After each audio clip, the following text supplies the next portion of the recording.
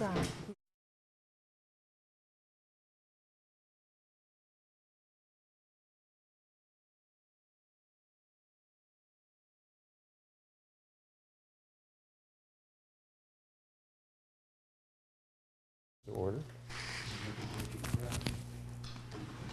Welcome, everyone.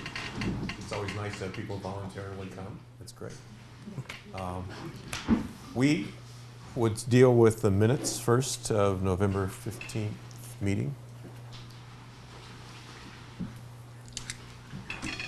Could I have a motion? I'll make a motion to approve the minutes of the November 15th meeting as written.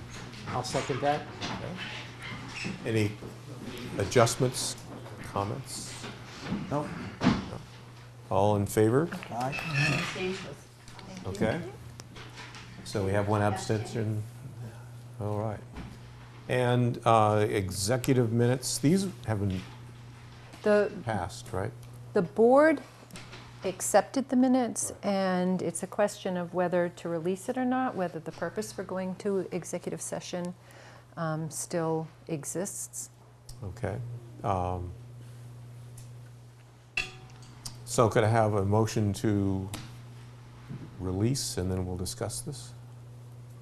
I'll make a motion to release the executive session minutes from the November 15th, 2018 meeting. All right. Second. All right. So I've looked at this. I can't see a reason not to release it. I would agree. Anybody? Concur? I recuse myself from that one. I did as well. Okay. Just to correct the motion, the executive session was September 20th, not November 15th. Sorry. September 20th. Okay. Those in favor? Aye. Aye. Abstentions? 2 abstentions? All right. We can move to grant applications, starting with the Affordable Housing Trust. So this is a question and answer session. And if you are going to speak on the record, we do need to have you have a mic of some sort. Somebody else, I don't know if we are. I mean, the meeting is. Yeah.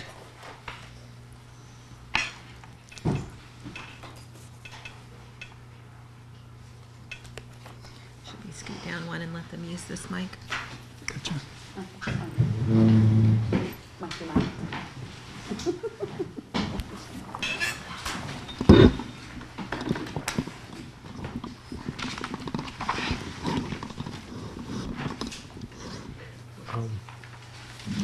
Should we put that microphone stand out with the? I think we're going to slide over, so.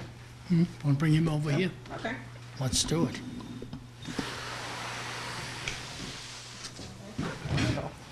Come on in, the water's fine. Thank you, thank you. The seat is warm. Thanks for the coat. Oh, yeah. Take it with me. Yeah. At that price, you're welcome. All right.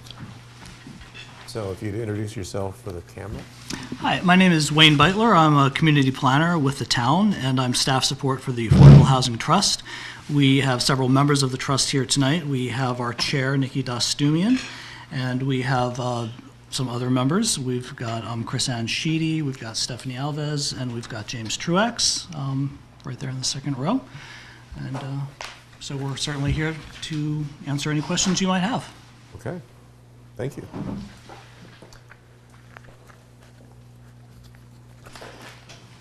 Questions? Comment, Comment? if I may, I did just, 40B presses us intuitive, in contradiction to what really helps the town in affordable housing. Because each time we build a new home, we've added more people to the school system. On average, costs us money to have a new home in town. Every time we do add a new home, 10 of them, we got to bring in affordable housing in. And we're going to this dog chasing its tail all productive from what I can see in trying to get affordable housing in the town in the long run. The other comment I'd like to make is I'd like to see the Affordable Housing Trust do more of these multiple units where we got credit for 8, okay, in one building, and then we pay 200 grand to get a single house cleared for affordable housing. Let's get more emphasis on meeting this stupid 40B law, and let's get more of these multiple unit things in here and get some bigger count for us, for God's sake. Certainly. Couple comments to that, but one, I first want to commend the Affordable Housing Trust. I actually, for a brief time, was a member of the Affordable Housing Trust because I was frustrated with the bureaucracy and red tape that you all have to deal with, and wanted to see if there was any way that I could help, and I quickly realized how difficult your job is. And the purchase of Eisenhower was a huge step, and it was an issue that I had not voted for affordable housing money previously because I wanted to see some progress in the time that you've been together, and that was really great. And I understand Lee's concern about having one house, but it's awesome home ownership. So that the person who's going to be able to buy that is going to own that property and become part of our community and integrate it and take care of that home. And in my opinion, that's the best thing that we can do in our community. And I do understand that getting more bang for your buck with more people in there to address the 40B. But on the 40B topic, 40Bs aren't bad. And there's a negative feeling about 40Bs, and it doesn't have to be that way. It's a way that we can create both affordable housing and housing at the cost that all of our homes, or the folks of us who live here and are residents and want our value to increase. And it's just another way to provide housing in town. So although I do understand your approach, I would love to see people take a friendlier approach to 40Bs, because it's another way that we can create affordable housing that isn't stigmatized, and people can own their home. And I think that that's important for the community. Thank you. Perhaps, Wayne, that's one project, the Eisenhower Drive that Meredith mentioned. There are two other projects that are in the works that are pretty big. One does provide more housing, so maybe Wayne, Nikki can talk to that. Sure. So as Meredith touched on, it is incredibly difficult to move forward very quickly with large numbers of units. There is a great deal of red tape, and we also try to be very prudent in safeguarding the town's financial interests. We have several projects moving forward. One is 10 Electric Avenue. This is a small town-owned parcel and an adjacent parcel that went through tax title foreclosure. The trust invested a great deal of time and some money in getting the parcel through foreclosure, doing site engineering to perk it, to identify wetlands and so forth. Went through an RFP process, and we are in the process of transferring it to Habitat for Humanity, which will, starting in spring, build a single-family house that will contribute to our affordable numbers. That is one project that took quite a while, and it's moving forward in an extremely positive way. There's, again, 3 Eisenhower, which is also moving forward. It needed some work, and getting the renovations done while still being subject to public procurement requirements was incredibly time-consuming, but the renovations are largely complete. This is by way of being something of a pilot project for the trust, so that we can then evaluate how effective it is and at what price point, and see if we want to do additional projects like that. There is the town-owned property at 300 Foundry Street, which folks may remember, town meeting voted to de-accession for group housing for individuals with intellectual needs. To your point, as a group home for intellectually disabled residents, each bedroom counts as 1 unit. So that was a strategy that we looked at to try and increase our numbers at that property. It's a difficult to develop property, and there are also a lot of legal challenges with all the documents to effect a transfer for a state certified group home. And we are working very constructively with the prospective buyers and service providers and with town council on getting all the documents in line. There will be a likely financial commitment from the trust as well towards the site engineering costs. Stepping aside a little bit, in parentheses, one of Easton's challenges is frankly sewer. So we do not have public sewer in most of the town, so it is very difficult to create multiple units in a way that doesn't really impact the neighbors, because where are you going to put your septic system? So that is something really difficult to do, which is why you see the trust looking at 1 unit and 2 unit projects. So the 300 Foundry was our way of trying to increase the unit count pretty substantially. I think those are the biggest ones we have going on. And I just want to say one other thing. I think especially with 300 Foundry Street, you're meeting a housing need Yes. for people that need this type of housing, at the same time hitting our goal of adding units to the SHI. So I think it's important to note that the Housing Trust is really trying to meet a need and not just hit a number. I live in one of those friendly 40Bs. We have 11 affordable. Nobody's stigmatized, but when you ride in, you can tell which ones are the affordable because they only have a 1-car garage. Of the 11, I don't know this for sure, but 7 or 8 of them are gaming the system. Do you want me to describe it? I'll spare you that. The others seem to be legitimate, but this is America, and this is the capitalistic system, and this is the way it goes. So don't kid yourself on what's happening in affordable housing, okay? The system is gamed. I live there and watch them game it. And after the meeting, you come to me and I'll tell you how they do it. Any questions on the proposal? Okay. All right, thank you. I appreciate it. Okay. So we're going to look at Tufts Farm next. I'm going the order of the agenda. Mr. Chairman, Yes. is this a pertinent time to find out how much money we have available, what is already committed on bond indebtedness, and what's available, or do we wait till later to talk about that? I think we'll discuss, since we have a lot of people waiting, Okay. let's Go deal with for it.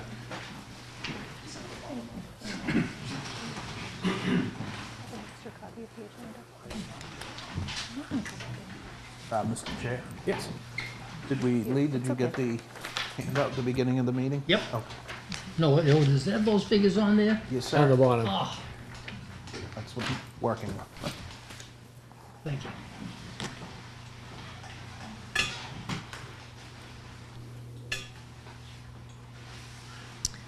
All right. So again, back to the question and answer. Are there questions on this particular application?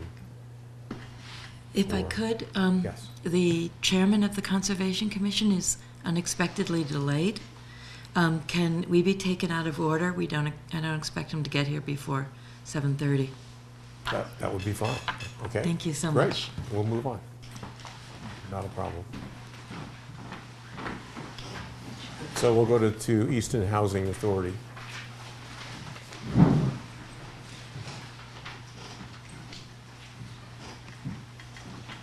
The Elise Circle Roof.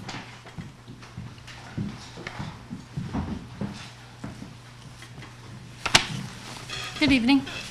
I'm Kathy Steiger. I'm the Executive Director of the Easton Housing Authority. Welcome. So this is a roof replacement request. Questions on this proposal?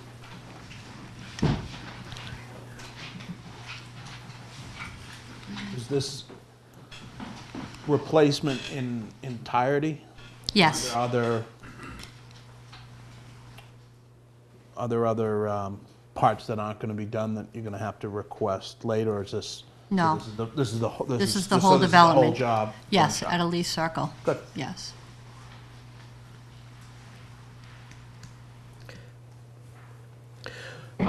Could you explain more for the television audience, I guess, why this isn't routine maintenance that isn't covered by the CPA and why you feel it's qualified? Yep. The Easton Housing Authority obviously is affordable housing here in the town, and residents pay approximately 30% of their income in rent. Therefore, we cannot put money aside for capital improvements on the properties because we are subsidized from the state just to meet our bill needs. We receive money through the governor's bonding bill, and this just happened probably about 5 years ago, and we put together capital plans, but of that bonding bill, the Housing Authority only receives approximately $285,000 a year to do capital improvements.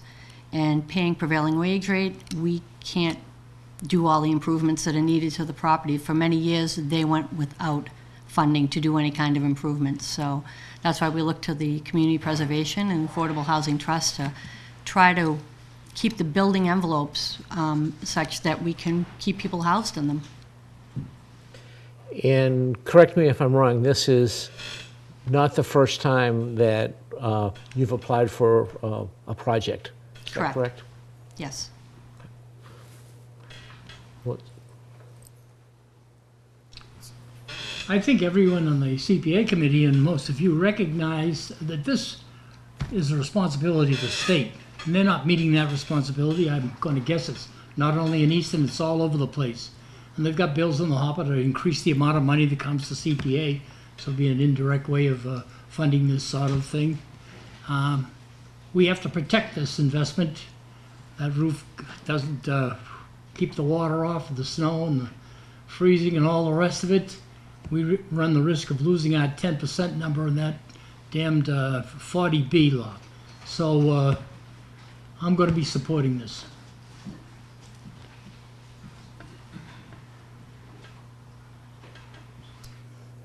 And again, we've done this in the past with other structures to protect the envelope, to protect the affordable housing. Apparently, there are no more questions, so thank you very much. Thank you. Appreciate it. All right, so we move on to Easton Public Schools.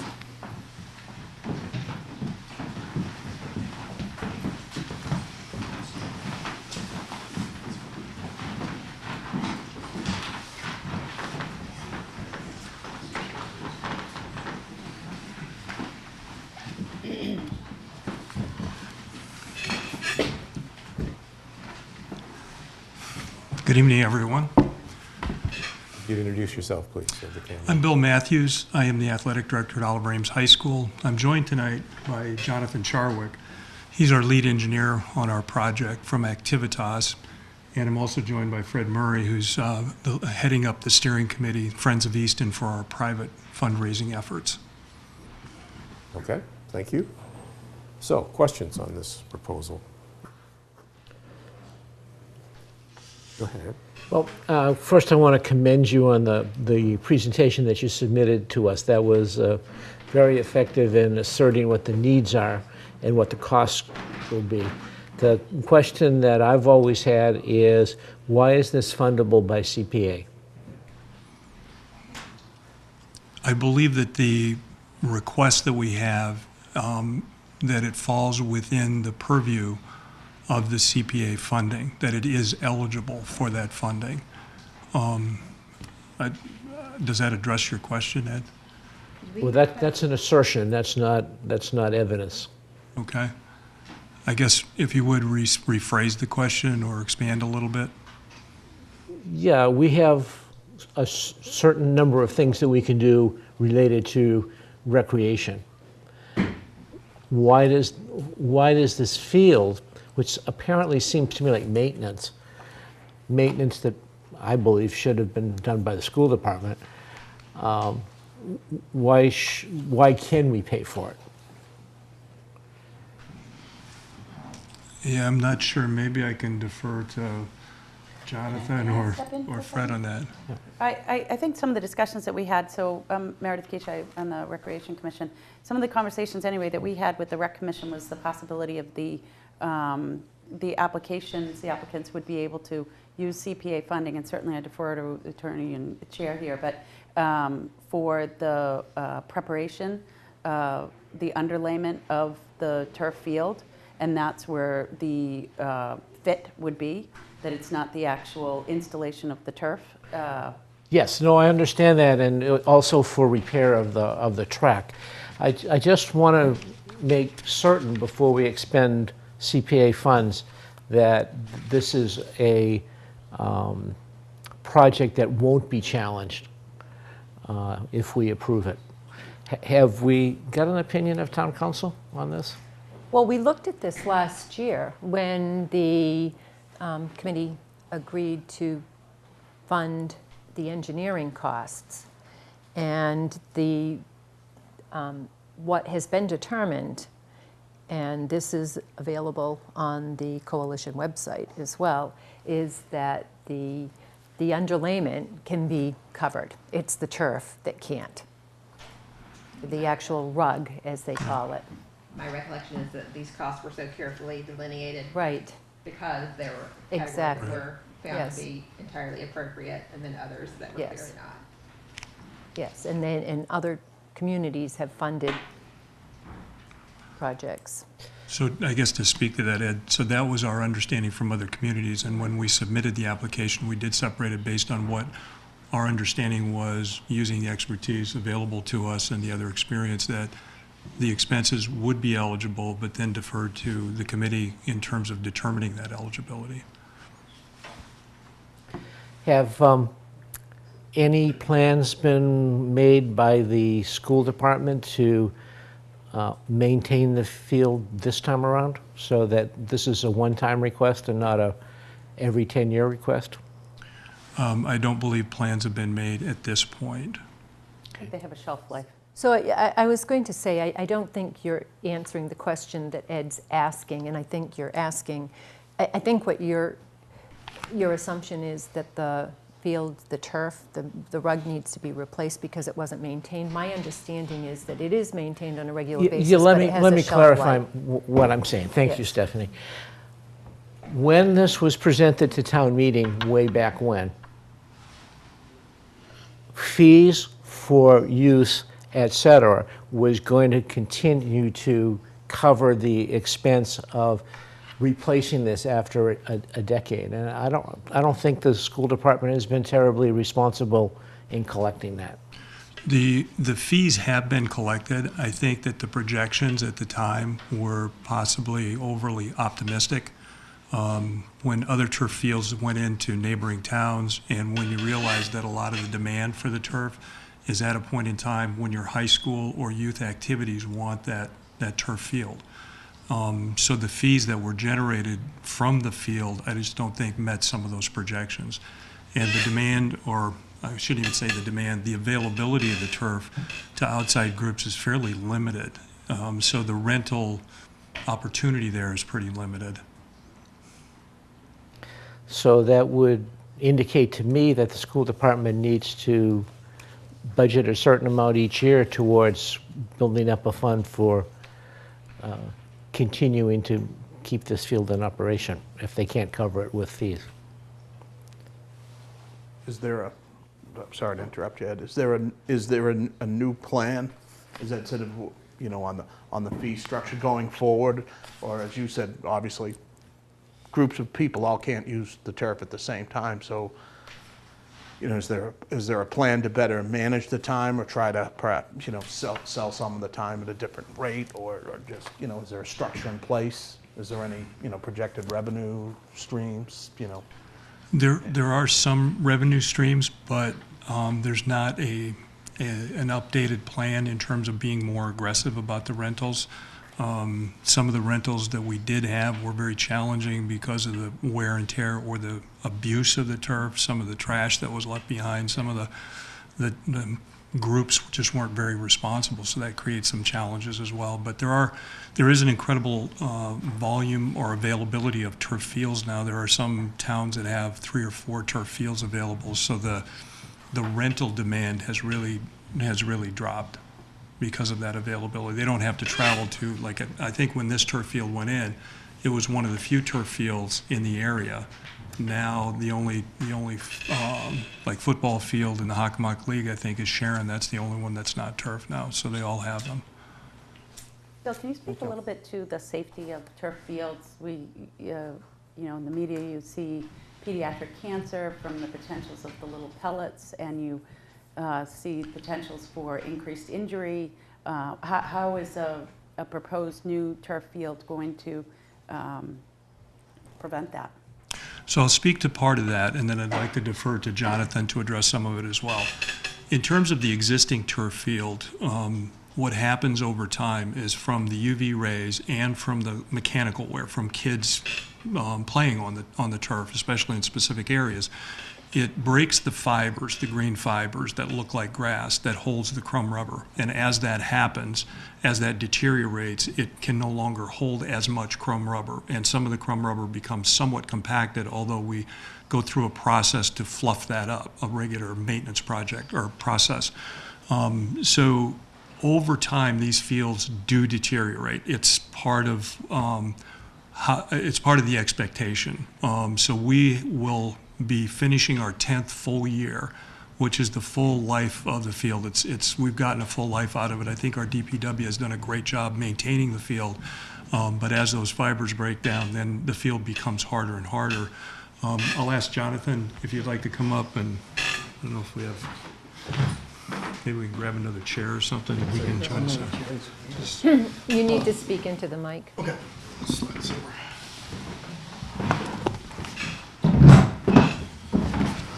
So as Bill mentioned, my name is Jonathan Charwick from Activitas. I'm the lead design consultant for the project. A little bit more with the safety as well. So what happens over time with these turf fields?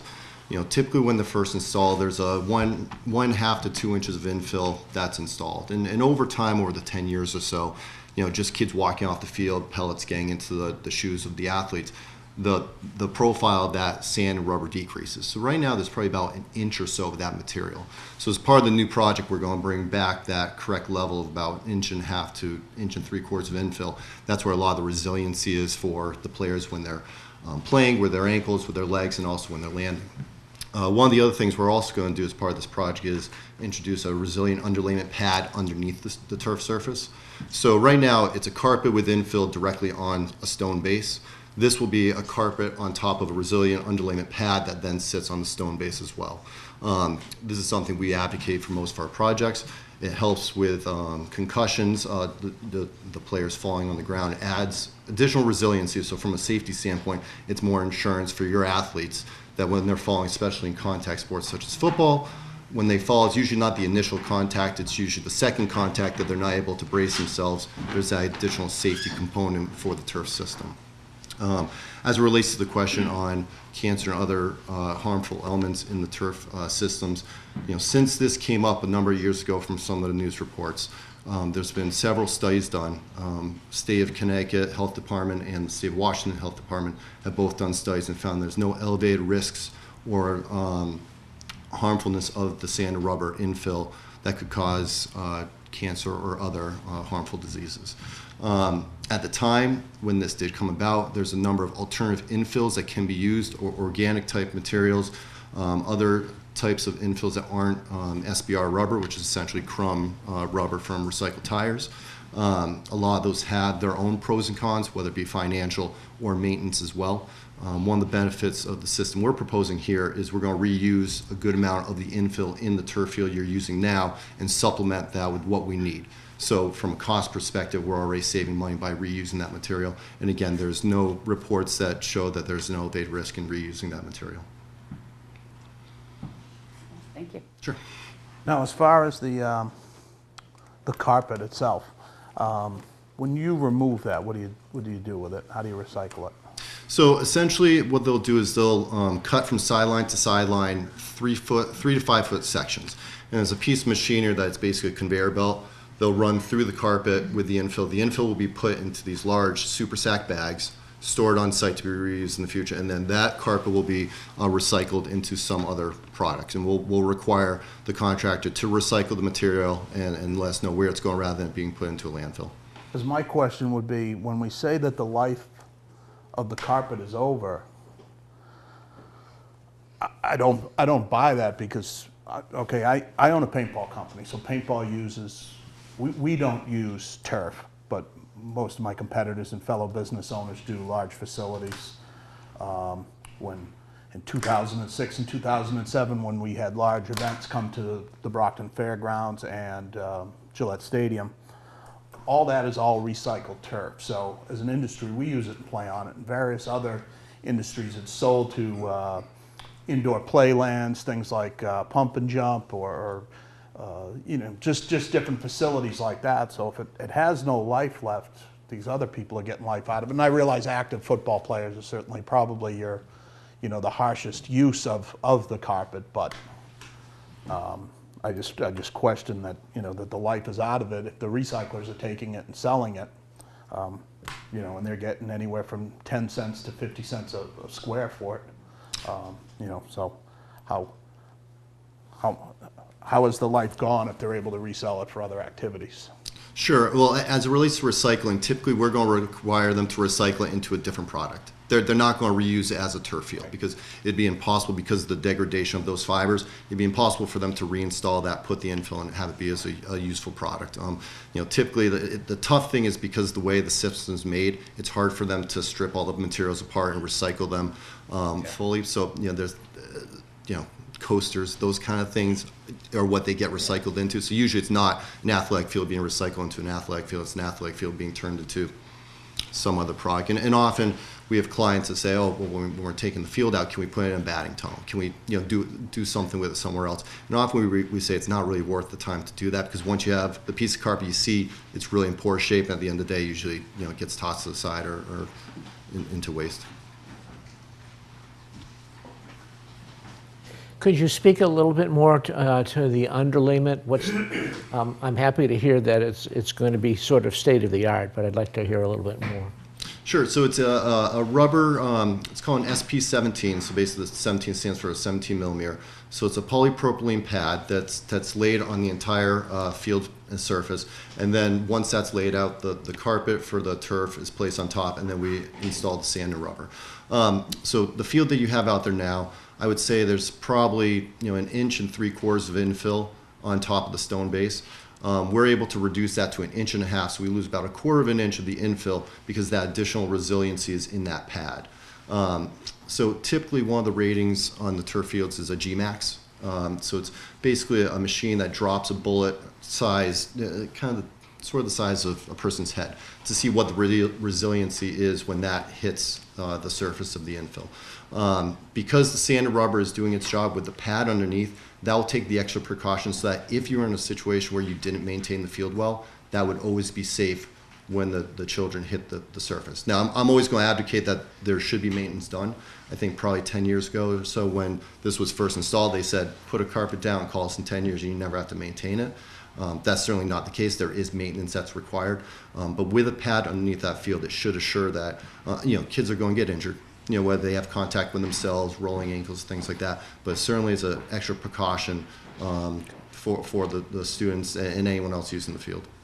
What are the costs and what's involved in maintaining a new field, like if this were put in? Yeah, I mean, it depends on what the maintenance is. You know, I think for the most part, right now, correct me if I'm wrong, the field is painted, correct? Field is painted. Yeah. So one, I think as part of this proposal, we're looking at doing permanent lines to remove that maintenance of painting seasonally, you know, where football you may paint 2 or 3 times a year in the other sports. Typically, you want to groom the field, which is probably a 6 to 8 hour operation. I'd say once every 4 to 5 weeks, depending on the use. This field does get a great amount of use. You might be close to the 4 weeks. And that's really to fluff up and decompact the infill, because as that settles in and the players play on it, it's going to compact. So you want to loosen that up again to get the resiliency. And then, you know, clean the turf a little bit. You'd be surprised, you know, the leftover bobby pins, the Band-Aids, all the things that when you clean, you see how much stuff gets into that infill. So that's a 4 to 5 week process, which I think currently you outsource it now because that was part of the original contract. We actually brought that in-house because the Okay. DPW is trained to do that. So we have a grooming machine and an aerator. So we actually have the machines necessary. We don't have the tractor for the grooming, so we have to rent that, but it's all done in-house now.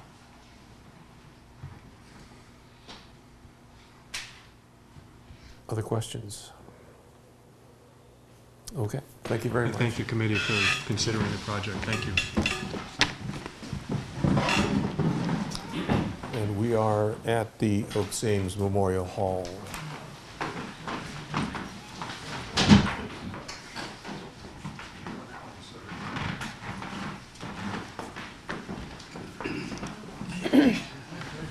Hi, I'm Fred Ames, and I'm a member of the Board of Trustees of the Oaks Ames Hall. Okay, thank you. Questions for Fred?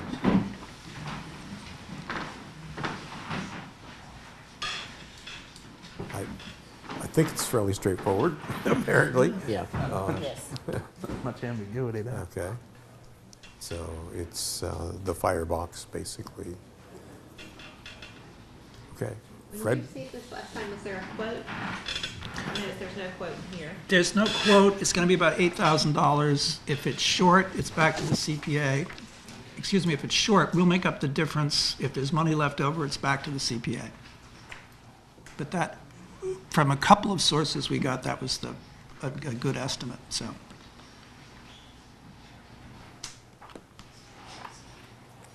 I kind of always like a completed application. Just saying, I mean, 6,000, 8,000, is it going to be 10,000, 12,000? How do we know?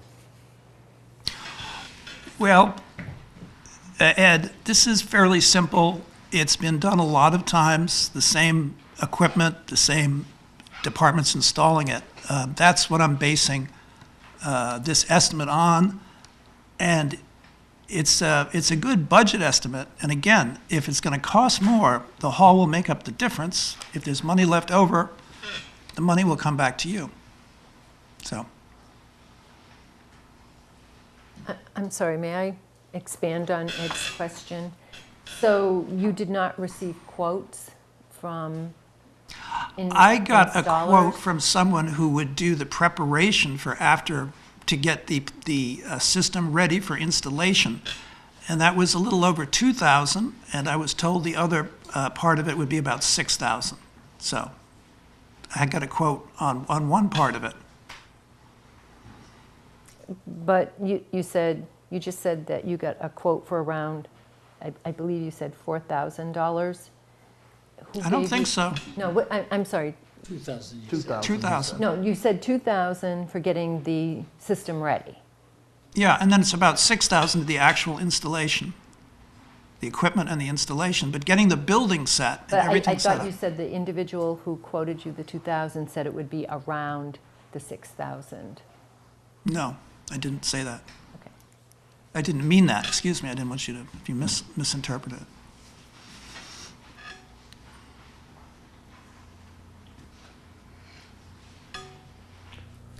Well, I think it's a worthwhile project, and I intend to vote for it.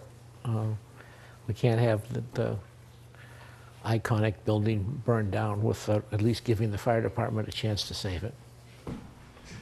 Is there not adequate funds in the Friends of to pay for a firebox to save the building? If there was, we'd have a zero balance. And this is something that's been mandated by the town, just as when we had the sprinkler system put in, that was paid for at town meeting. This is nothing new, though, right? This has come to us before, if I'm not mistaken. This was last year, too, for the same thing and the same price, that it was mandated then. Am I mistaken there? I don't think it made it through, but so it's the same proposal again. The request came in after the process. Right. Yeah, Right. so this is the same thing. And I don't think, I mean, it makes it sound like the town's mandating you do something. It's an expectation that the building being of a certain size and certain function needs to comply with fire safety. It sounds like a mandate. Sounds like a mandate to me. Well, right, but I just, And I think Chief Partridge mentions that this may be the last large building in Easton that doesn't have a firebox. right. It's actually, to be correct, it's I not. guess it's not an arbitrary mandate. Yeah, it's not a- It's it's not even it's a safety. Yeah, it's not even a building Question. code. It's actually a criminal law. It's part of a criminal law that all buildings have certain fire protection methods. And a lot of people think that sprinkler systems are code when in fact they're not code. It's actually a criminal statute now after the Station nightclub fire. So he really doesn't have a choice as to whether to have it or not. So I will be voting for it. Okay. Great, Thank you. Appreciate it. Worthy Chair, our chair from Conservation has arrived. All right, so I wasn't paying attention. We can move back to Tufts Farm then. Thank you so much. Thanks, guys. Appreciate it. Maybe pull a chair up here. I'm Andrea Langhauser. I'm your environmental planner. I'm Stefan Caltino, Chairman of the Easton Conservation Commission. Very good, thank you. Appreciate you coming. So we have questions on Tufts Farm. I just want to disclose that my husband's cousin is the tenant, but that will not affect my vote either way. Small town. He has a lot of cousins. So this is an assessment planning process.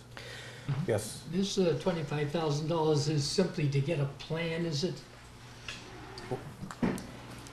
please Yeah, answer. We've, the town has owned this property for a number of years and hasn't put any serious maintenance into it other than taking care of problems as they arise. So what we're trying to do is trying to get a sense of the structural integrity of the main house, the barn, the woodshed.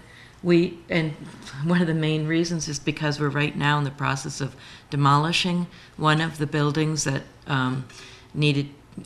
went beyond the state of repair.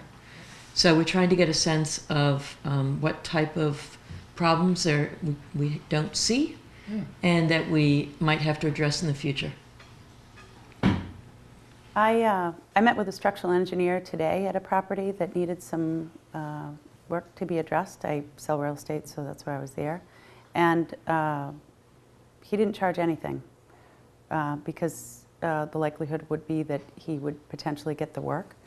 Why do we need to spend $25,000 when we have a community filled with contractors, engineers, architects, structural engineers that we could potentially pull from? It's just a lot of money that would be nice to see maybe used in construction rather than just observation. Well, I mean, I think that's a fair question. And based on some of the procurement rules and such things, we actually need engineered plans, not just we're not looking at, hey, can we, I don't know what the situation was. We're not saying, hey, can we move them all? If we move this wall here, do we need to put a structural beam in, that kind of thing. We have several buildings that we're looking at need to be evaluated from a structural engineering perspective on if they're safe, what kind of repair they're in, and if, let's say, hey, it's structurally sound now, but see some problems cropping up potentially in a few years, what kind of things can we do to prevent those issues from becoming bigger down the road? So when we did Alley's Park, we were able to get a lot of work through volunteer labor. So with procurement laws, you can use volunteer labor. Mm-hmm. Did you explore to see if anyone would do work, a resident in the community would do the work pro bono? What we learned in repairing the Wheaton Farm barn is that a structural engineer assessment was done in order to determine what what repairs needed to be done. When we tried to go out to bid, we found we needed to have plans. So we need more than a visual assessment. We need more than best professional judgment. So did you see if anyone would do that in the community? I mean, for Alley's Park, we had a tremendous amount of volunteer labor of not simply going in and looking, but actually paying for, voluntarily, doing the physical work, doing the labor. I mean, we have a wonderful community of folks who will do things. We're not asking for construction funds at this point. We're asking to find out what our long-term challenges might be going forward. I think what Meredith is asking, if there isn't anyone in the community that has that level of expertise that could do that and maybe do the design documents. I will say, because I started the Wheaton Barn project and trying to get that done, that we had a very hard time even finding a local structural engineer to do the assessment. But it's certainly I understand that could be paying someone would considered. certainly expedite the process. I get that.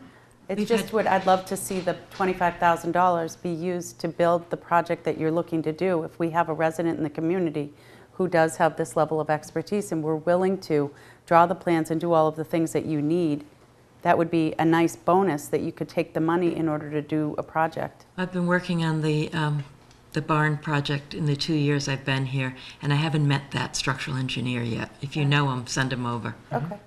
Lee? Good enough. And I do believe we're also going to be getting some other bids on doing the engineering work. Yes. Yeah. Yes. We did include in this proposal the cost of getting the work done. We got a second proposal that was a little higher, so we went with the lower one. Lee? Yes. Structural engineer my necktie.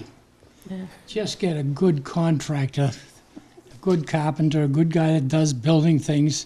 Take the 25 grand, stay under the bidding limits, do it in 2 years, keep it under the limit, you don't pay the prevailing wages. And if you can't find the contact for someone to go down there and take a look, I shall. They're all around town. Don't worry about it. I agree with Meredith, and I'll be voting against this. We certainly will, if we don't get this capital improvements plan, we'll have to address problems as they arise. We won't know how much money we need to leave for the next problem. Other questions? Yes. I think these are points that are well taken, but I don't think that necessarily means that we have to vote against putting aside this money in case they can't come up with an engineer. I mean, I'd like to see the project go forward and not be unduly delayed by the fact that they couldn't find somebody. I think that's a great point. But the more volunteer stuff we can get, the better. I note here that the original eligibility amount requested was $60,000, and now you're requesting $25,000. 60,000. I see 32 and 25. I think you're looking at a different one, maybe. Am I? No. No, in the eligibility, when you submitted your eligibility grant, the amount was $60,000. Was that a best guess? It was a best guess. It was. We are just coming off the Wheaton Farm bids. And you refined that based on some additional conversations? We've gotten written proposals since then, based on our verbal, what we anticipate the project to be. We also reduced the scope of the project. We were looking for, originally we were looking for a full boundary survey, because we don't really have the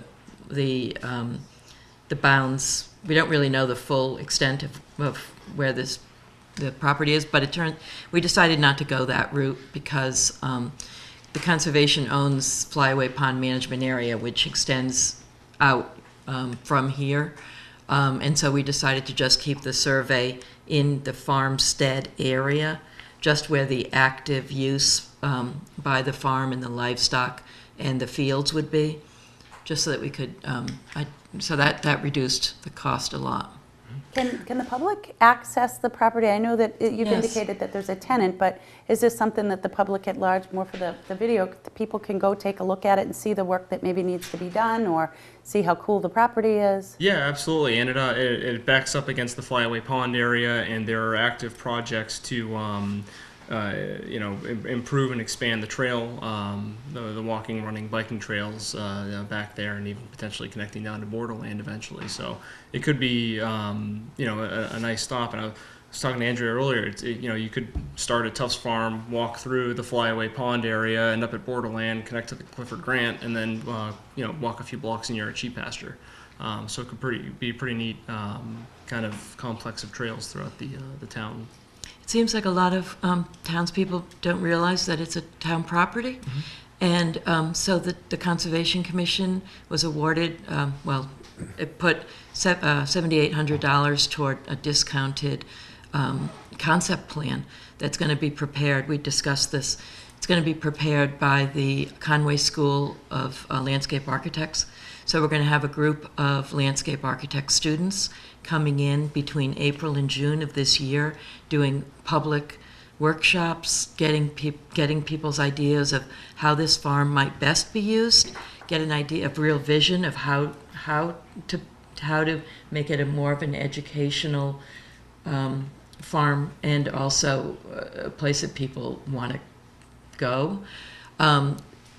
We're hoping that level of public outreach will get people interested in it, and that we will then be able to make the improvements necessary that are likely to come out of that. I don't know if you've ever seen landscape architect plans. They're kind of conceptual. So we're going to need to take those plans and make them, put them into more bricks and mortar talk to get some firm prices as to how things, how to make these improvements. So I, just on the heels of that, and being on the Rec Commission, we see that with the parks that we have, it's kind of a twofold question and concern, but it's difficult for the DPW to be able to maintain the park space that we have. Right. I see that they run on a shoestring and they do the best that they can. Right. And so that's one concern that I have. The other concern I have is the CPC has awarded funding towards the Smith Farm Group who are here tonight. And I'm just curious if you've coordinated with them and also with Sheep Pasture, because it sounds like both of those groups have a similar mission to what you're looking for. And I want to be sure that we're not spreading ourselves too thin and duplicating efforts. Certainly the farm is there and it's wonderful, and there's a lot that it could offer, but it's a lot of money that we have to maintain. Certainly Sheep Pasture isn't one that we work with, but Smith Farm has been working diligently to get up and running. Have you coordinated efforts with them, and what type of a drain would this be on the DPW? No, we haven't, and the tenant who's living and working the farm has done a fair amount of maintenance on the properties himself, and probably would continue to going forward. And this study, we're asking for the allocation of the $25,000. I think we're going to do everything we can to get as low below that as we can, if possible, so that we can better understand from an engineering perspective what kind of state the buildings are in. So that we don't have surprises that come up and all of a sudden there's a big outlay of funds. We either have, let's say we either have to destroy a building or we have to spend a lot of money to repair an issue that would have been less expensive to repair if we had known about it up front. I think that's a good thought to coordinate with Smith Farm and NRT, potentially on, any number of things related to it. But I don't see, I guess the way that it's been run, I don't see it being a huge strain on DPW. I don't think it has been so far. Yeah, if I could speak to that, because again, I started this project with the Conservation Commission. Please understand that while the residential structure was maintained to keep it habitable, the outbuildings really didn't receive much maintenance, and the commission has owned, the town has owned the property for many, many years. And the tenant that was in there before the current tenant really did no maintenance and did not take care of the property at all, and in fact was misusing it, growing something that shouldn't have been grown there, and was asked to vacate. You could also argue who's sort of forward-thinking, given the state of Well, given the state of things, but so the new tenant is responsible for just regular maintenance, and the rent goes towards maintenance of the buildings. So based on this plan, if the buildings are brought up to standard, there is money for ongoing maintenance. How much is the rent? $1,000 a month.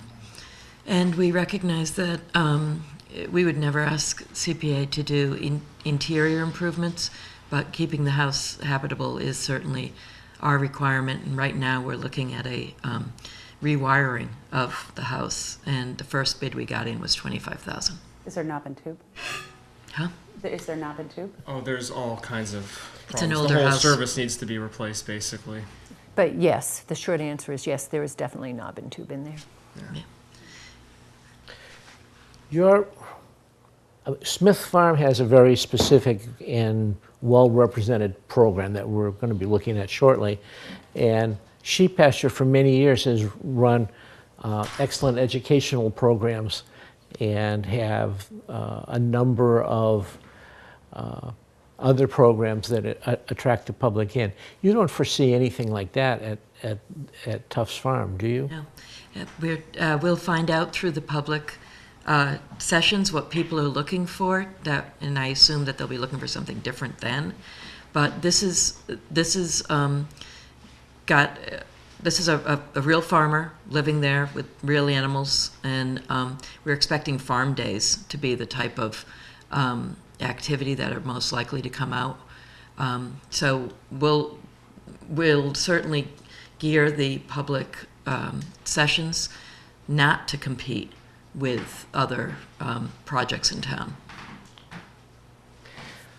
One other thing, it would seem to me, in support of the position over here, that your success in getting a grant for $7,800 for the landscape and the estimate reduction from $60,000, which would seem like a big ask for a contractor or anybody, down to $25,000 would indicate that while I would support backstopping your project, I would urge you to go out and look around for some more volunteers. I mean, suggest that it's probably much easier to find volunteers for something like a new park or playground than something that looks like a private residence. That is true, yes. Well, and I think, you're talking about probably not an insignificant amount of time surveying and then drawing up, engineered stamped plans and taking on personal liability by stamping those plans. It's different than volunteering a couple hours to help construct a park. I think it's a bigger ask maybe of somebody. I'm not against it. If anybody wants to, please step forward. But like Andrew said, we haven't met that person yet. Okay, thank you very much. We appreciate it. Great, thanks guys. Okay, so we are now on to Smith Farm. Thank you guys for accommodating the schedule. Not a problem.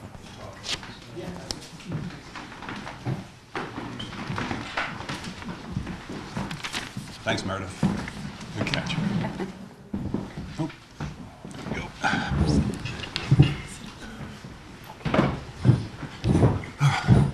Good evening. My name is Rich Easton. I'm president of the board of directors of Smith Farm. I'm Marie Kelly. I'm a board member at Smith Farm and an Easton resident. Thank you. Okay. So questions? Mr. Chair, I think Yes.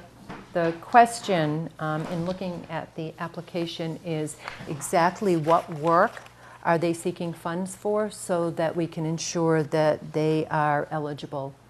Sure. It's an eligible project. What our initial request, if you recall, involves several things with the exterior of the building for historic renovation, with exception of the deck and the handicap ramp on this thing, and it was determined by the Historical Commission that those didn't follow the historic guidelines. Everything else does. The deck will be used for our programming with a handicapped access, but it doesn't follow along the CPA guidelines for historic use. The rest of what was here was the, once we got going on the outside and got everything sealed off from last year, realized that there was a lot of the foundation work around the porches and the entryway were pretty well deteriorated. There's some kind of a cement there that's all falling apart. Those will have to be completely replaced. The entranceway, the porches, and the basement door also has to be replaced. There's nothing on it right now other than plywood just up over the opening. The other thing is left, we have gutter, wood gutter, as was originally required of us. And we just, the rest of the part of the expense for this is for the installation of the gutter and the chimney flashing at the top. So what the estimates that you have take into account those things that are exterior only.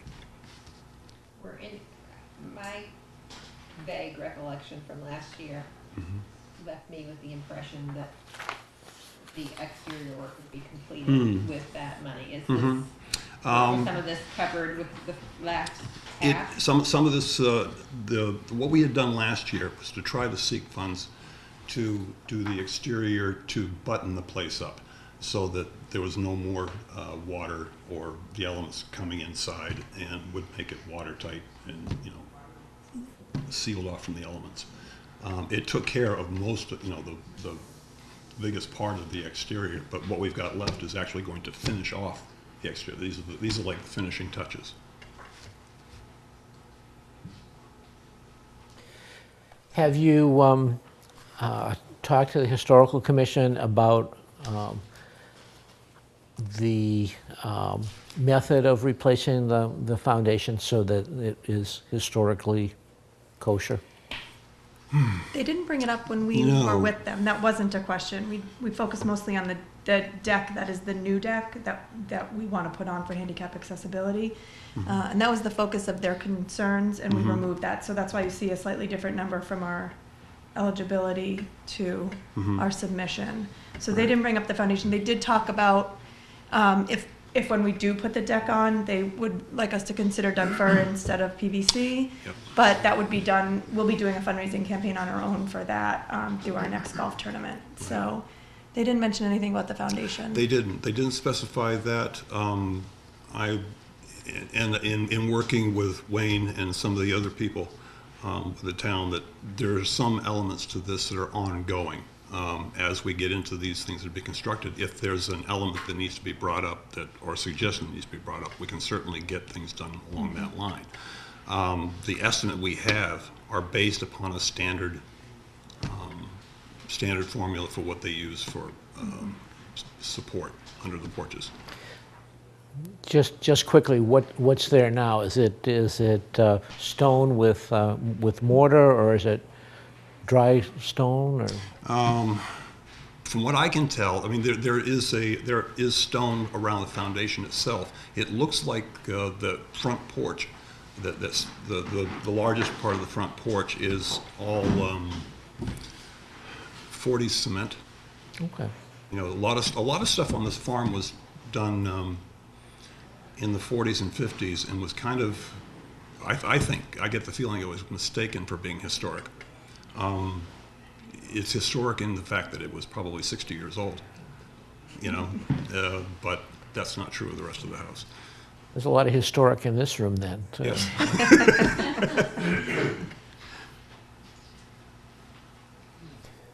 Other questions?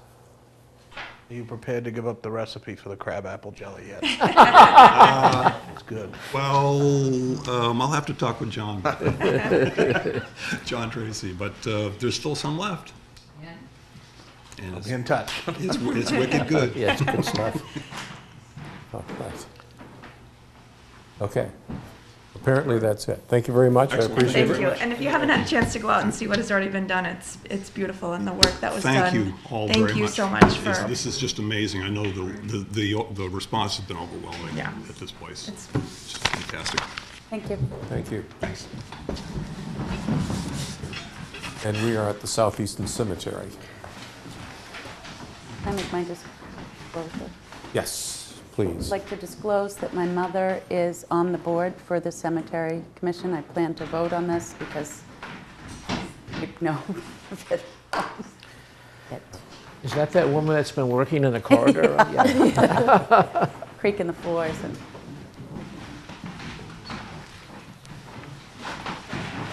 And if someone's going to speak to this, we need them at the microphone, please.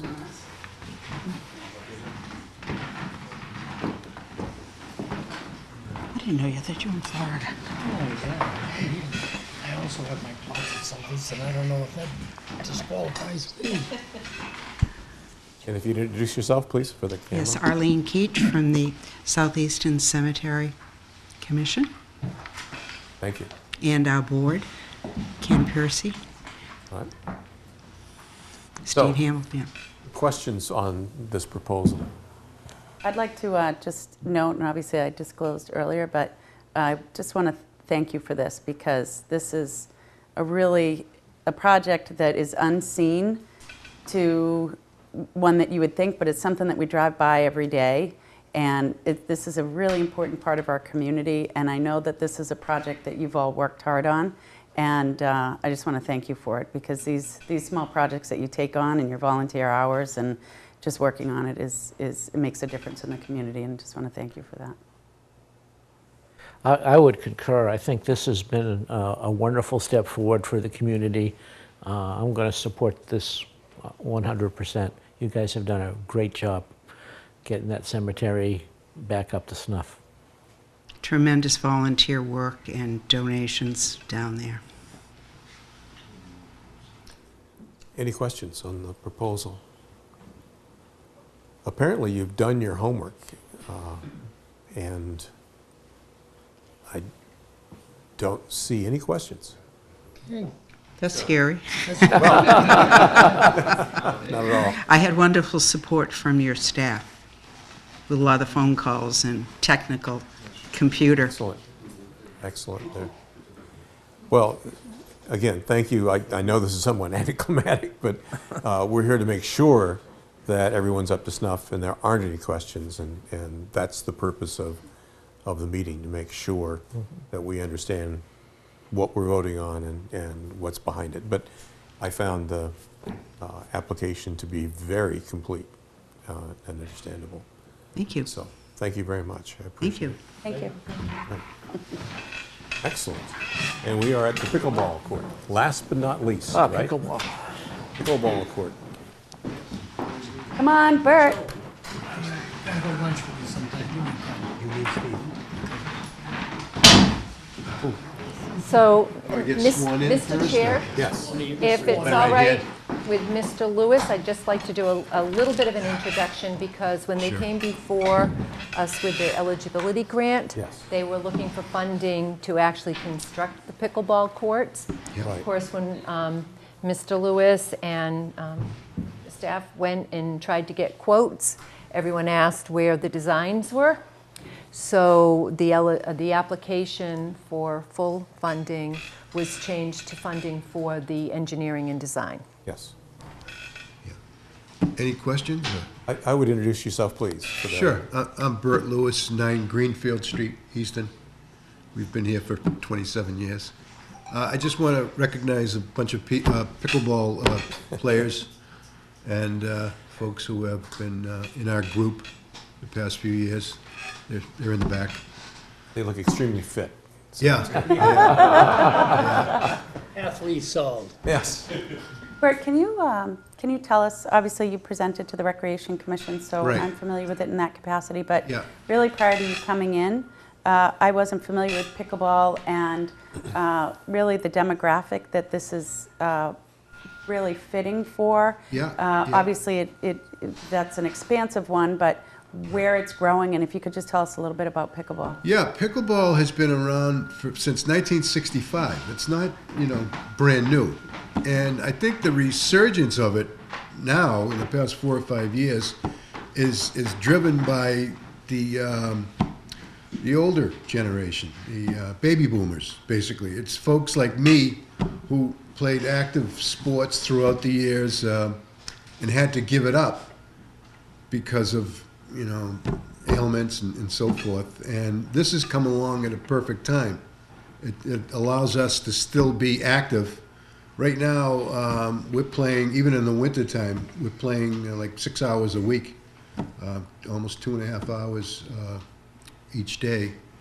And so it comes at a great time. I was a very active tennis player for many, since I was a teenager. I played 2-3 times a week. I joined many clubs and so forth. And then 5 or 6 years ago, everything started to break down. First it was my shoulder, then my back, then my knees, then my calves.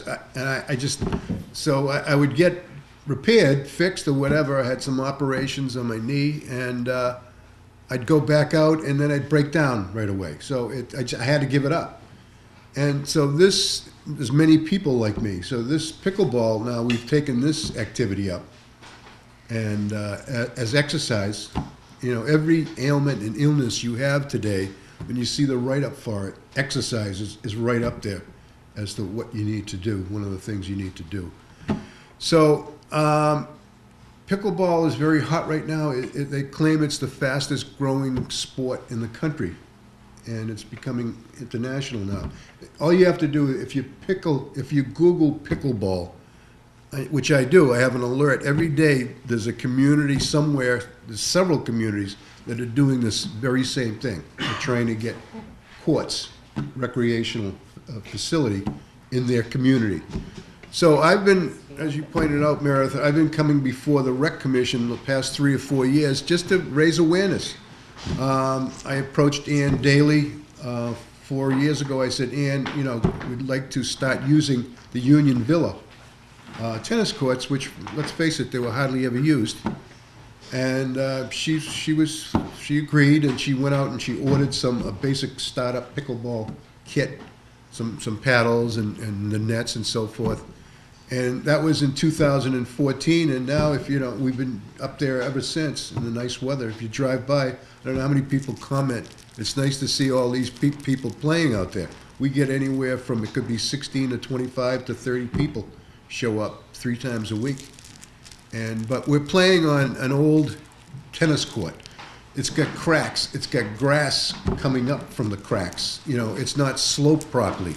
It's the wrong orientation. It's east-west. So we played a couple of nights, and I was facing the southern exposure. You couldn't even see. So it's wrong in that sense. So I thought that this would be a good time to request this building of new courts. I've talked to Stephanie about it, and that's where we are with this. I talked to other communities. I've called Yarmouth, Woburn. I've talked to, I mean, it's happening all over the state. The Cape is huge down there. Florida the Villages has over 200 pickleball courts and growing. So, yeah, I think this is one of the first times where a senior citizen is requesting recreational spending. You know, so that's where we are with this. And again, I'd just like to add to what Mr. Lewis just said about senior citizens. One of the goals and objectives in the Envision Easton Master Plan, as well as in the Open Space Plan, is to ensure that there's recreational opportunities for everyone of all ages, and it particularly talks about our aging population. And it sounds like pickleball really covers the spectrum on ages.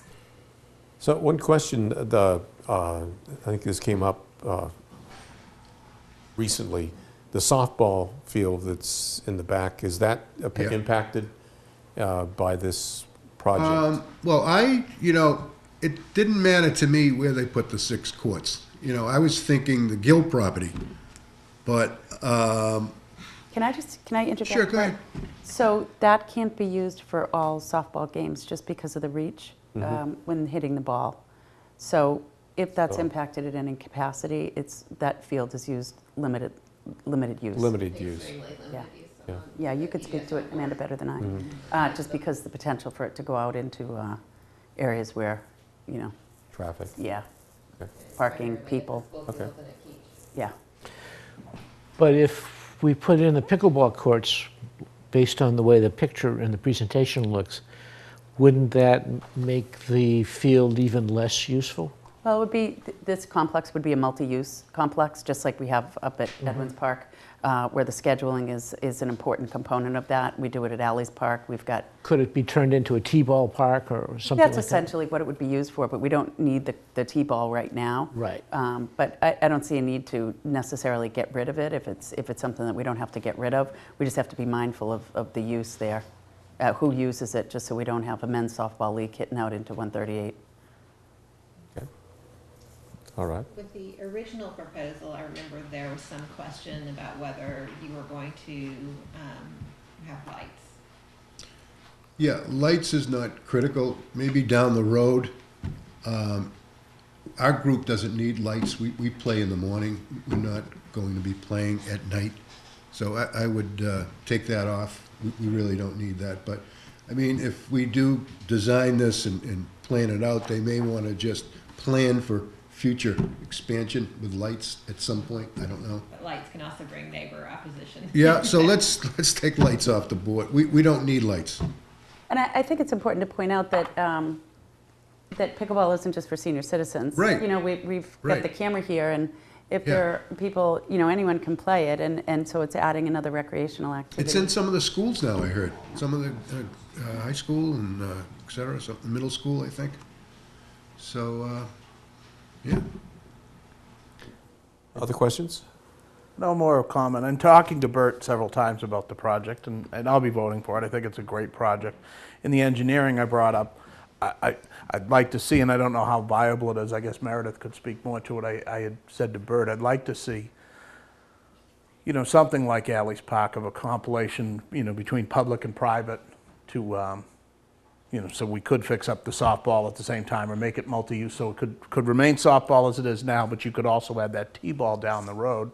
And I just didn't know how possible something like that might be, or to put it together again, that joining of the private donations and all the, as you spoke to earlier, all the wonderful people we have in this town, and really make it more than a sum of its parts. Can I speak to that, Bert?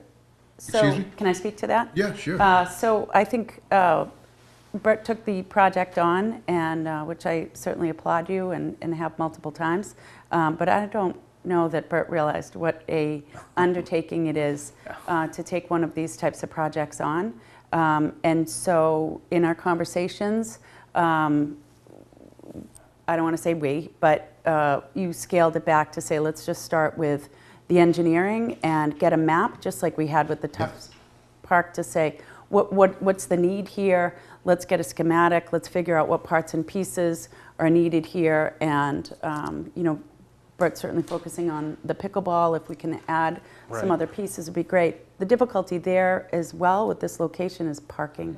Yeah, that's the most difficult piece. So if we add, you know, especially with little kids, it's a tough one to park your car on 138 and access. You know, adults, it's a little bit different.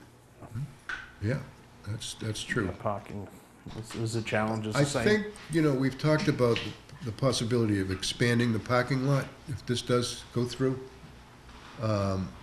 That was part of the engineering. Part of the engineering. They're going to look at expanding the parking lot. Maybe just reorganizing it so it can fit more cars.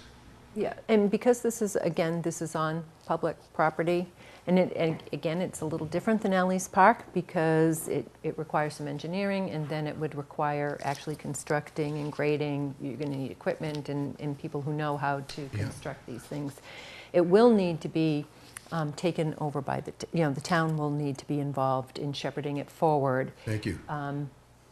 When it proceeds from there. So again, this is the first step. There will need to be meetings with DPW, with the Rec Commission on how it would move forward beyond the engineering phase. Okay.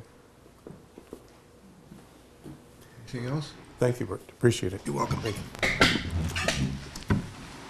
Okay. So we have some Going into other. executive session. Are we going to have fun? No, we do funding open. It's public. What's your pleasure? Do you want to handle the next few items first and then come back and talk about the proposals? Or do you want to delve right now into voting on these proposals as they stand? I want to vote ready while to they're vote. fresh in mind. Yep. Have conversation, maybe about a few of them. I think if we push it back, it's, That's fine. No, that's my opinion. Second, sounds good. Okay. All right. So let's just take them in order. Let's go to the Affordable Housing Trust. This is $200,000, which is what is in their budget. Make a motion, we approve the $200,000. Do I have a second? Second. All right. Discussion. I'm really thrilled with the work that they've done. Nice work, Wayne. I know, obviously, that's a huge amount on your part, and I know you were apprehensive. You never said that, but I could see it in your face. And you did it, and great work, because I hadn't voted for money to be allocated to Affordable Housing Trust for that reason previously, and now that I'm seeing some nice gains made, you got my vote. And thank you for the recognition, because Wayne has worked very hard for years on this, and this year and last put in a tremendous amount of work to make these things happen. So thank you for the... Yeah.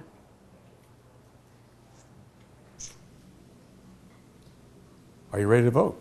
Yes. All right. Those in favor? Aye. That's never happened. All right. See, this is easy. What are you expecting to struggle on everyone here, Roger? I'm just basing this on history, you know. Well. All right.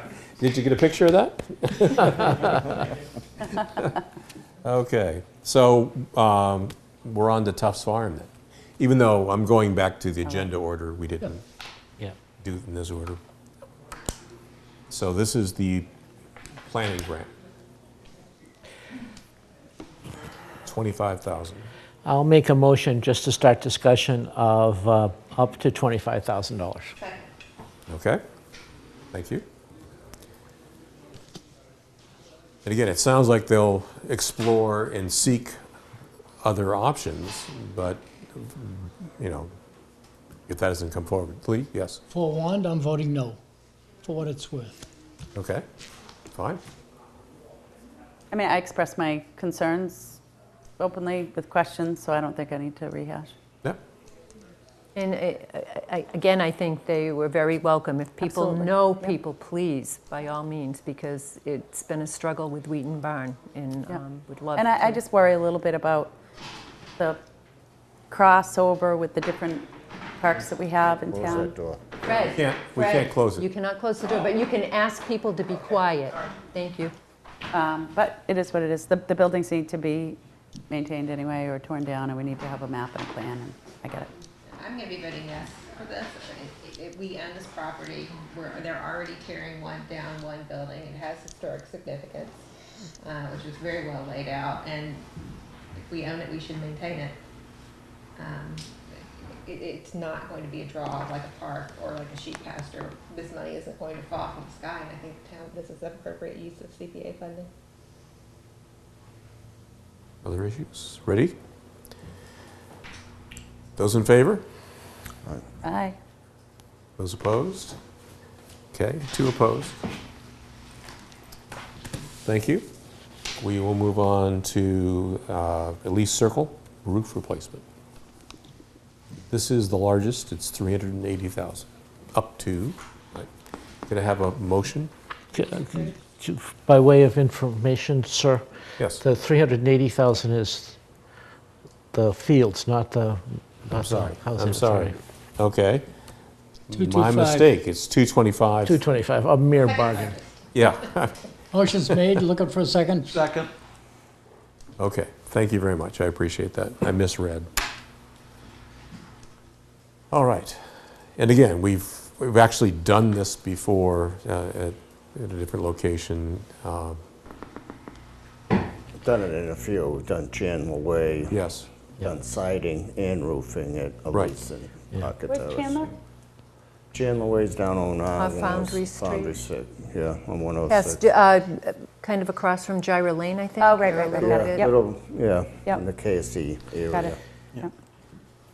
This is one of those things that really is the state's responsibility, and they're not going and taking it up. And Wayne has said that they've actually, a lot of the funding that they were getting has been cut dramatically for these type of projects, so it's making it even more difficult. I feel that these are our seniors, and we have an obligation to make sure that they're in houses that it's not leaking, not mold-ridden, and regardless of the fact that it's not being maintained by the state, I don't think it's something that putting a roof off is worth it, and I'm in favor of making sure that they're taken care of. And I voted for the original proposal way back when, and I'm going to vote for this one too. Okay. Well, let's vote then. Those in favor? Aye. Aye. Unanimous. Thank you. How many? The turf. Now we are at 380,000. Yes. A lot of dough. So, And again, this was supposed to be self-supporting. I didn't say this at the time, but as someone who pays through the nose personally and with various organizations for space, the options have increased dramatically even in the last 5 years. You've got the field house, you've got Evolution. There's so many places that you can go to now, not just the stadium. And as my son was doing his black belt run training around the track, there was never ever a time when we were going 3-4 times a week. It was covered up with people at all times. And the band, the field hockey goes. It really is very, it might be 8 o'clock on a Sunday night, there would be a random soccer team using it, but it was primarily with school uses all the time. And members of the community using the track like we were. Whatever whether I agree or not, whether we should have done this in the first place with the town, we are where we are now.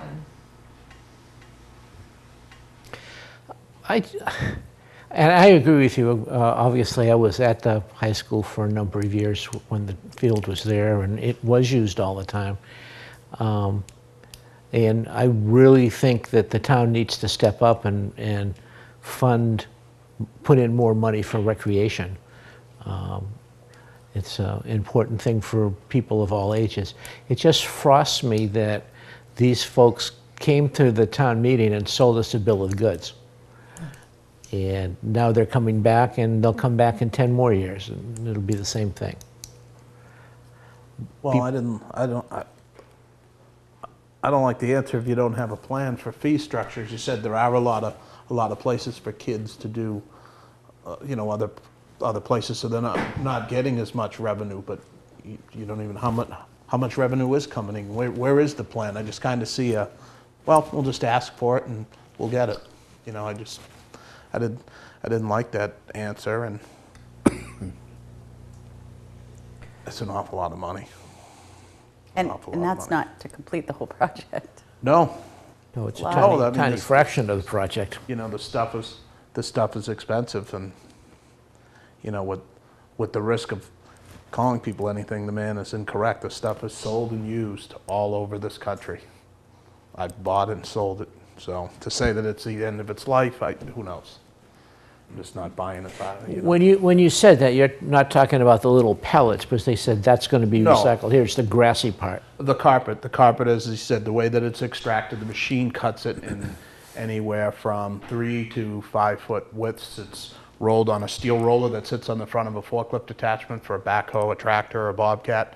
It's rolled up, it's placed on an 18-wheeler sideways, ratcheted, strapped down, and it's sold to recyclers, and they sell it again to paintball fields. They sell it to Mexican stadiums. I can provide this group with a list of 100 people who have bought it in the last 10 years. There's 5 or 6 very large people who that's all they do is make a living off of buying and selling recycled turf. So again, if it's no good, then the turf itself is not in front of us. Right. Right. That's a good point. And honestly, given how much recreation use the track gets, and that we have money that we could use for recreation, I would rather use CPA money for it than see it come out of money that can't be used for other things like the school committee or the DPW, or it's got to come from somewhere. This is an appropriate recreational use. I've once again fallen down and not only got the wrong amount, I didn't ask for a motion on this. So we probably should have a motion so that we can officially discuss it. Okay. Do I have a second? Second. All right. So, excuse me, but I thought we'd put that on the table. I think I'm going to abstain tonight, to be honest. This is just such a difficult, it's just a real difficult, it's tough. It's a lot of money. So it's a need, but I still think that there are a lot of concerns. My kids play on it, so I feel like a bit of a hypocrite in not charging forward with it. It's just, I don't know. I've learned before in this board, just voting to vote, I'd rather abstain. I just can't. It's difficult. It's a tough one. And there's no end in sight, and they're so expensive, and they will be back again. understandably, it's there, it's built, it's something that needs to be maintained and used, and they have, my understanding is they have a shelf life. And Yep. to your point, it might be used by someone else, yeah, and But it would not be unique, even in my brief experience on this committee, to see people come over and over and over again. So 10 years is actually, based on my limited experience, seems like pretty good. Well said. Money in budgets is fungible, and what's happening with CPA money is becoming the capital equipment kind of fallback. No, I'm going to guess it's not just in Easton, but it's all around here. And we're going to wind up, restoring the town hall. I've been amazed that they haven't come in for more money recently, but whether it's the Oaks Ames Memorial Hall, which is probably owned by the town in some effect, it's another town building, and it's the whole concept of COA is just becoming another tax. And for those towns that either haven't adopted it yet or adopted only 1 or 2%, the return on their money is still okay, but it's like having money in the bank, for God's sakes, in the old days at 5 or 6% before you know it.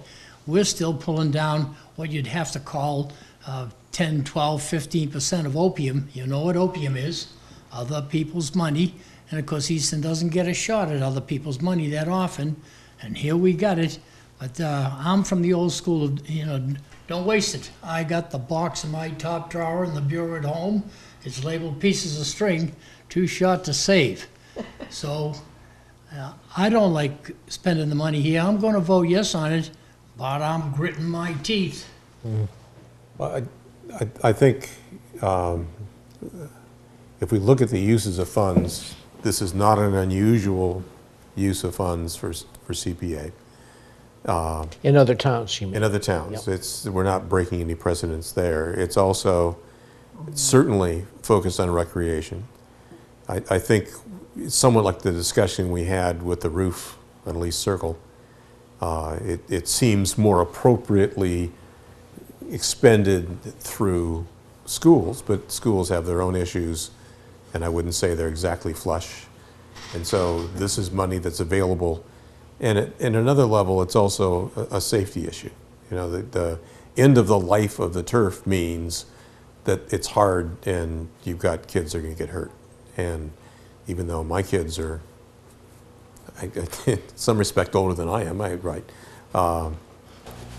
I can't see saying no to this, honestly. That's my position. good point, Jim. Any other words of wisdom, or should we vote? Well, where does this vote put us? Or is, like Meredith was thinking of abstaining, but is this the final vote on this? Yes, this funds, Well, it's gotta go to town meeting. Yeah, it goes to town meeting. Yeah. We're moving it forward, and the That's what I town will meant decide. here. I'm Here, trying yes. to remember This is last it. year's meetings, but No, I this may is it. change in light of the discussion that we've had here. I think, hey, This is it. it's a tough one. I mean, I Well, think for all of us, this is a tough one, but You've got to vote, Yep. what you think is appropriate, and it's not an issue within the committee at all. Yep. You vote what you want, Yep. what you think is correct. We do have enough money to cover these. Oh, yes, we do. Yeah, the total amount of this is roughly what we would normally spend in a year. Okay. So we are, let's rip the Band-Aid off, Well, Jim. okay. Those in favor? Aye. All right, that was unanimous. As my dad would say, reluctantly. Yeah. Yeah, well, we often do that, yes. The, So, the good thing about this Grit his is teeth, right? they have a timeline, and this project's going to be complete, and they're not going to come back next year for more money. So that's good. Yeah. It'll be 10 years. not for this use. well, I at think least. you Well, I think they made a still good need to point secure about the more funding. Oh, yes, they have. Yes, well, that's their A problem. bit of Yeah. fundraising to do. Hopefully. So we are at the firebox. I'll make a Ames Hall. motion to approve the Oaks Ames Memorial Hall fire alarm radio box Second. up to Okay. $8,000. All right, thank you very much, I appreciate that. Any discussion? Do it, get it done. Yep, All in absolutely. favor? Aye. Aye. You can go home now, Fred. Yeah. No, he has, But you're welcome to stay. If you no, wish, he has but- one more item. Okay, okay, yes, I see. Oh, that's right, yep. Yep, that's the reallocation. Okay, so Smith Farm. Motion to approve Smith Farm. I'll second that. Exterior. That's up to 43,045. Correct. This looks like the last piece of the project. They've done Last year. they've done a great job, and, I mean, the program is going to be worthwhile in addition to the town. They got more to do, but we won't be able to participate. Right. So are we clear on exactly what they're asking for? Well, their proposal listed specifically what they were doing, and, you know, it is external, but is it envelope protection? You know, I guess there's doors. Well, basement There's door would definitely basement. fit that. Yeah, that's But I think the foundation is certainly, critical. yeah, it's hard to keep a building up if it doesn't have one. Yeah. How- Firm foundation, it won't fall yet. It needs a good foundation to continue the good work they're doing. I wish they didn't come back to us for more money. I'm going to say that. Say that again? I wish they hadn't come back to us for more money. Yeah. I'm a little disappointed in that. I think it's confusing as to, because they have 3 porches. Porch 1, porch 2, porch 3. And none of these were the deck? It's a little hard to tell from the estimates. The estimates are not directly comparable to each other. I think should this move forward and should this go to town meeting, whatever the warrant article is, should be very clear on what exactly is being funded. Are all of these porches historic, or,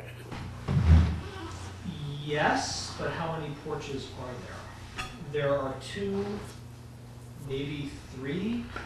There are not 4. Yeah, they So do list 4. It's hard to tell from the estimates. Which ones Which ones are. So one would want to be very clear that it's the side porch, the front porch, and presumably the front stoop or something, but not any back deck. As an example. if we voted a sum of money, could we count on the historical commission to get the specifics of where it would be used before town meeting? Somewhat, I think a better or a more constructive way to structure it would be if one were to get to a warrant article, to have the details fairly clear in that warrant article. And could the historical commission handle that? Or the staff Or- could. Yeah, or staff. Staff yeah. could do that. Can you do it, Wayne? I would be writing that. Okay. I make the motion contingent on that being done. Can we do that? One Yeah. thing I was a little, I'm gonna check one of the quotes again, but the person who did the work that we funded last time is on their board and is providing one of the quotes, which I found a little bit. Wayne, is that you, Stacy? Yes, I had not noticed that. My experience with him as a contractor was he was extremely helpful and a real saving entity for the project. Previous contractors were not performing well, and he came in after the fact and salvaged a lot of the half-completed work and did an incredibly good job and understands the property. And I'm not entirely sure that my question was answered, but it sounded like we were being Is asked there a to fund conflict? things we already funded that did they not get done last time because Like of the the problems that you chimney mentioned or- that he came in and saved the day on? Because a lot of this felt familiar. I think the first round of work was poorly scoped, and this is more accurately scoped. So I think things that were not defined the first time around didn't actually get done. it was implied that they were covered, but we're not necessarily covered in that scope. I think this is, and this is where I'm coming from. If this were to move forward, one would want to be a lot more clear in the warrant article on what exactly was getting funded, rather than just, you know, exterior work, which could cover a whole lot of things. You want to define the exact items. Mr. Williams had a question of whether we could pass this contingent upon getting the scope clarified. Well, it would have to be clarified, what I understand, before he goes to town meeting so that it's specific in the warrant article. So it's, I think that has already been said. And perhaps this discussion, the vote could be more clear. You know, side porch, front porch, chimney flashing, foundation work, cellar door, something like that, to be quite clear on what was being funded. That might be constructive. Is there any way we can break that down with the numbers you have there, Stephanie?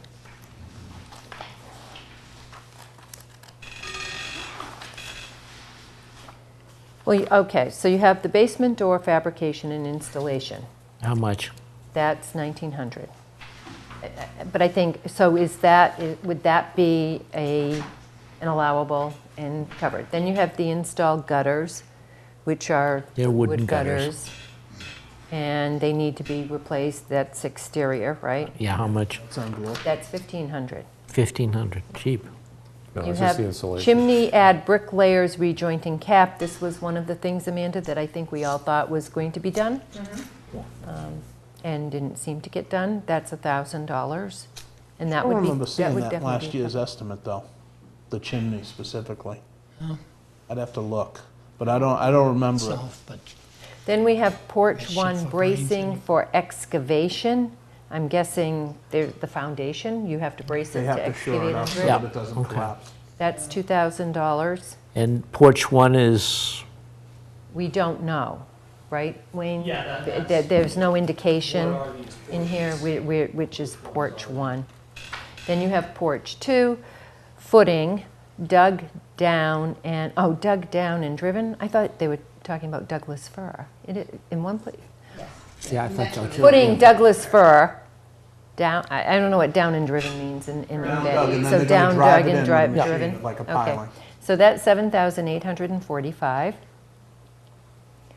Porch three, decking and new floor of matching Doug fir finished, 4,900. Porch four, restoring stones, chipping and rejointing existing Feinstein's stone foundation, 1,800.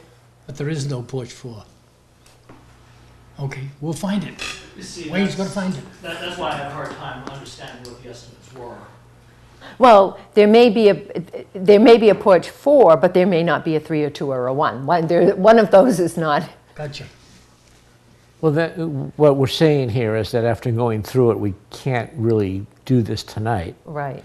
So we have two alternatives. One alternative You can is do it to contingent. not vote for it until the next meeting, when we get this clarified, or vote, as Lee has suggested, contingent upon. Right. Yeah, so I think that's the way to go. And staff can clarify, I mean, I think we can get that clarification. I would think so. Well, I think we can. It's, tell us exactly what this is, and Yeah. yes, that's allowed or not. The pictures that were submitted If with they can't articulate it, then it's the, not, they haven't met the, don't label the porches. They should have done that. yes. That would have helped. Okay. I just want to make a comment on this Smith farmhouse. I got skin in the game, maybe more than I'd like to have sometimes, but beyond that, the guy that is named John Tracy, who did the crabapple jelly there, good following thing, I got together with him, put up the materials, and he built a raised garden bed there. What's the point? I don't think they're doing enough on volunteer outreach. This town is really great for volunteers, and I really think that people like to have that kind of. I gave the directors, Kerry Crispin, the name of one of my clients and a contractor who has 30 to 60 people full-time, depending on what multi-million-dollar contracts he comes in with. He said he'd be willing to go up there and do a little something. They've never even called him. Can you believe it? Seems they're very understaffed. You know, like Rich is doing a lot of stuff He's battling cancer. on Okay. top of that workload, yeah. You got it. But I don't think they have the staff to take advantage of those opportunities, because you're right. This was 3 to 4 years ago. Yeah, Come on. Oh, that, Well, I think that was Out there in the certainly part business. of my concern from the get-go, and which is why I didn't want to originally fund, but you had made a great point last year, which swayed my vote. Sorry. No, I'm glad. I'm glad that you Oh, did, his but point. the concern was that this was a vision, and, you know, like many projects, you know, how long do they have a shelf life, so to speak? You know, if someone leaves, you know, where does the project stand? And that's a difficulty that we have here.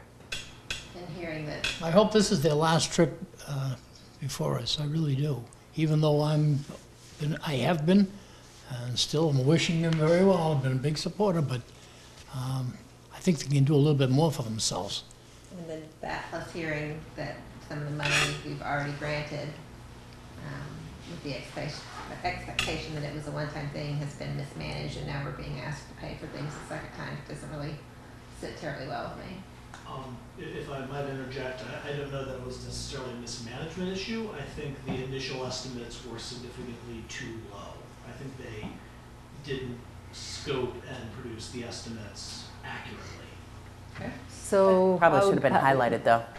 We made a mistake in this capacity, and that's why we're here doing what we need to do in order to recoup. well, again, it's, Maybe they wouldn't be here next year. the overall Well, how do we know that their estimates are any better this year? Yeah. I think it's more obviously it's not, I don't think anybody's, you know, intentionally doing anything. I just think they need more management help, and they didn't get it. And last year, while I didn't vote, I initially was against the project, and what sold me for the project was the 2 letters that I read that were in favor of the project from Lee and from Mr. Howe. And I'm a big believer in what they're doing up there, and all communities need to do something with veterans. So yeah, we can sit here and say, okay, it was mismanaged. I don't know about mismanaged, misorganized. That don't have, you know, somebody filled out some paperwork wrong, but I think the mission is sound, the mission is right, the mission is something that needs to be done. So I think we should have staff help them as much as we can, because I'd like to see this project finished, and I don't think they should be penalized because, you know, they filled out some paperwork wrong. Let's help them fill the paperwork out the right way and get the project wrapped up. So you know, they could go on with the good work they're doing, and, you know, we can allocate money for other things in years to come. Lee? That woman, Marie, that was here, she's over in Stonehill. You may know her, I don't know. You know what her job is? She's a grant writer. Okay, where are the grants? Is she writing grant requests? What's happening here? I don't mean like the last couple of years. It's 5, 6, 7, 8 years. Hasn't she found a grant someplace? Come on, come on.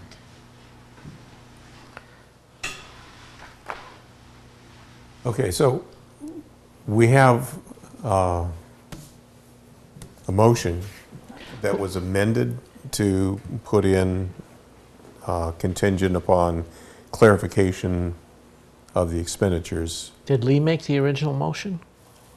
Who made the motion for you today? I did. I made the original, and He's the only one that can. Okay, so you have to amend that? You accept the rewording? I accept the rewording of my motion. Okay. That's formed by the group. We want to do this properly.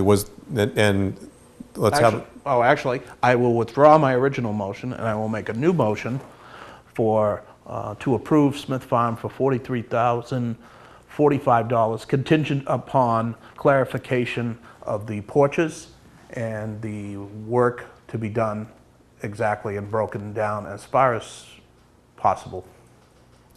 for clarification purposes. All right, so we need a second on that. Second. Okay, so everyone clear on the motion? Everyone ready to vote? Tomorrow. Ready? Okay. Those in favor? Those opposed? So we have 2 opposed and abstention? No, I didn't see you voted. I voted yes. Okay. All right, so we have 2 abstentions. No, or 2 nays. 2 Nays, noes, I'm yes. sorry. It's already been a long meeting, I guess. I got the numbers wrong. Okay. So we are at the cemetery.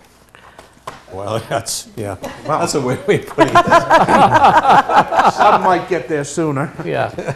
I make a motion that we fund the cemetery project for up to $40,550. Second. Okay. Discussion? Ready to vote? Yeah. All in favor? Aye. Aye. Unanimous, okay. All right, so we are now at pickleball. And this is The study. the study, 38,000. Well, I was going to vote not against this, but I had some severe questions, and I appreciate the fact that you've kind of explained what the future of the whole area is. So I'll make a motion that we fund this project, which is a study, up to $38,000. Second. Discussion? Keep those old people off the street. I would just like to say, it's a big project, I know because of my work with Alley's Park, and I just wanted on the record, I have some concerns that the burden that this might put on our staff members too, particularly with rec, for example, with Ann Daly, and I just, rec operates on a shoestring. We service 17,000 individuals. She doesn't get help, but occasionally 10 hours a week, and I just want to make sure that this project does not fall on her shoulders, because it's just really, I don't want to speak for her, but from what I view, she doesn't have the bandwidth to be able to take on, she doesn't know anything about pickleballs other than pickleball courts, other than just our conversations in rec. This isn't part of her purview. It isn't something that she should be managing of a build, and I just want to make sure that we're clear as we move forward on this project, this isn't going to be something that falls in her lap. And again, to kind of add on to what Meredith is saying, when I mentioned earlier that we need to meet with DPW, I don't think DPW is going to be able to take on a lot of this either. We have a lot of projects that they're going to be overseeing, the big infrastructure projects. We ended up in our department doing a lot of work helping out. Bert actually ended up doing more work than we thought he was going to be able to do in getting some research and understanding how other communities have done it. If this goes through, and Ann and I have talked about this, there are 2 things. One is the ongoing maintenance, which we've talked about, the board's talked a little bit tonight about any of these projects where there's going to be ongoing maintenance. The fields, the pickleball courts do generate funds for the rec commission, so I talked with Ann and she felt that that should cover the cost, because the type of maintenance you'll need going forward is just making sure that as cracks develop, you crack seal it and everything. That really extends the life. The maintenance, it actually will reduce mowing up at the field, so I don't see that as being a large burden on the DPW, but to expect that they'd oversee the project. So it would fall somewhere. The chances are it would fall between some level with rec and Just the planning, clarifying, when we say rec, and yeah. the planning department. Because I think there's a the majority- misconception of rec, even as other things in the Yeah. community. I know Yardley came up recently, and there's a big misconception of what rec is. Rec is one paid employee. Right. That's it, and a volunteer board. Understood. So it's an excellent point, and we've had conversations, and I understanding that my department will likely end up with the responsibility for oversight, which means going out to bid and getting it done, which we did for the Wheaton Farm parking lot. It's a similar project, a bit larger, but similar. I think it's important enough, and I think that it's a request that the committee hasn't gotten in the past for recreation. And again, I think it covers a variety of ages, but in particular, you're ensuring real active recreation for your aging population. I agree to its merits 100%. So, And you know, that's... Just because we're thinking we're going to put in 6 courts, that doesn't mean that we are going to put 6 courts in all at once, right? I mean, we could phase the building project. That's what they're looking for, and I think that the study, one of the things I was thinking as the discussion was going on and the location, I think, and I would think that we'd want to, again, have input, and this is where I see Ann weighing in a bit, is making sure that the courts that are put in are compatible with the other uses and don't affect the ongoing desired uses of the park. And I don't know how much parking 6 courts generates, and perhaps it's not so much an issue in the morning when the villa isn't right. having a bid, that you're parking in their limited spots. So maybe Maybe the engineering recommendation would be that you know there are less. Maybe it's 4 courts. $36,000 is a whole lot of money to spend on something that we don't have the staff to support.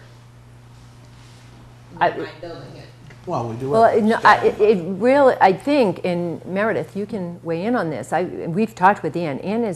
My understanding is Ann is very much in support of this. Oh, the rec is in full programming, support. they Full can support. handle the programming. What they're not equipped to do is handle the project, which requires going out to bid. So you have to write your scope of work. You have to do your invitation to bid. You have to receive the responses. You have to follow. It's going to be a 30B procurement. So all the requirements for that process need to be undertaken and overseen, and then construction of the project. That's where in, basically, and again, like our DPW already has several projects on the horizon that they're going to be doing that at a much grander scale. So to try to ask the DPW to fit that in. And again, we've talked about it. We know that this is We wouldn't have Alley's Park if we had to rely on the DPW. There were timeframes that we needed to adhere to a certain schedule for the grass to grow or things to be built, and they couldn't help us. So Steve was able to ask the community, and Ramera Landscaping, for example, came in and just brought in some big equipment and made it happen. And so that's a little bit of a concern also, is the time frame, because if I'm for this project, but just want to lay out a clear picture is more what I'm doing. And if we're relying on the DPW, or that it may be a lot longer of a project to get completed, because certain things need to be done at certain times with different types of projects. If the DPW, this isn't going to be their first priority, really, because there might be other concerns that have to be addressed. Well, the timing of this is the plan, and nothing will happen within this year time frame. They'll be coming back probably for some partial funding. I'm hoping that some of it will be raised external. Yes? Are we faced with $200,000 on it, like this previous request to have this thing built? Yes. Yeah, Yes. So get ready. Yes. I think some of these engineering fees they charge are outrageous. Yeah. Well, and what Bert did, he got 3 quotes, and 2 were lower. One was fairly lower. One was We terribly responsive. yes, and what I did is change it. We put it in for the higher amount. You would go with the lower amount, but just wanted to make sure that. Contingency, yeah. Right. Makes sense. Okay. So These couldn't be grass courts because we have some extra grass left over. Great point, Ed. No, it's at the end of its useful life. Oh, Yeah. Okay. It's probably too tall for well, that's the- sort of like the pickleball players. Jeez. Oh, boy. Okay, well, Rough. with that, I'm going to move to a vote. So, all in favor? Aye. It was unanimous, okay. All right, so now we're on to reallocation issues. Let's switch to Oak Ames Hall first, if you would, so that Fred, you've been very patient. Great education.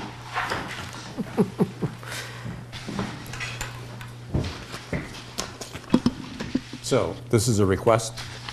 Yes, this is a request to take funds that are still available from Article 16 of the May 2009 town meeting, which were for, and I quote, "for roofing restoration work at the hall necessary to preserve the building's brownstone facades, subject to historic preservation restriction," which we have given the town. The current, which we'd like to transfer it to, is from Article 25 in the 2017 town meeting. And that is for, and I quote, "include complete restoration of northeast stair tower's brownstone roof, masonry work on the balance of the south elevation, excuse me, and window restoration on the first floor of the west elevation, or take any other action relative thereto." Just for information, our bids are due on this job tomorrow. We have about 6 or 7 bidders. And the plan is to have the work finished by June 15th. So that's to What kind of bring, money are we talking for? it's approximately, I think, $9,860. Okay.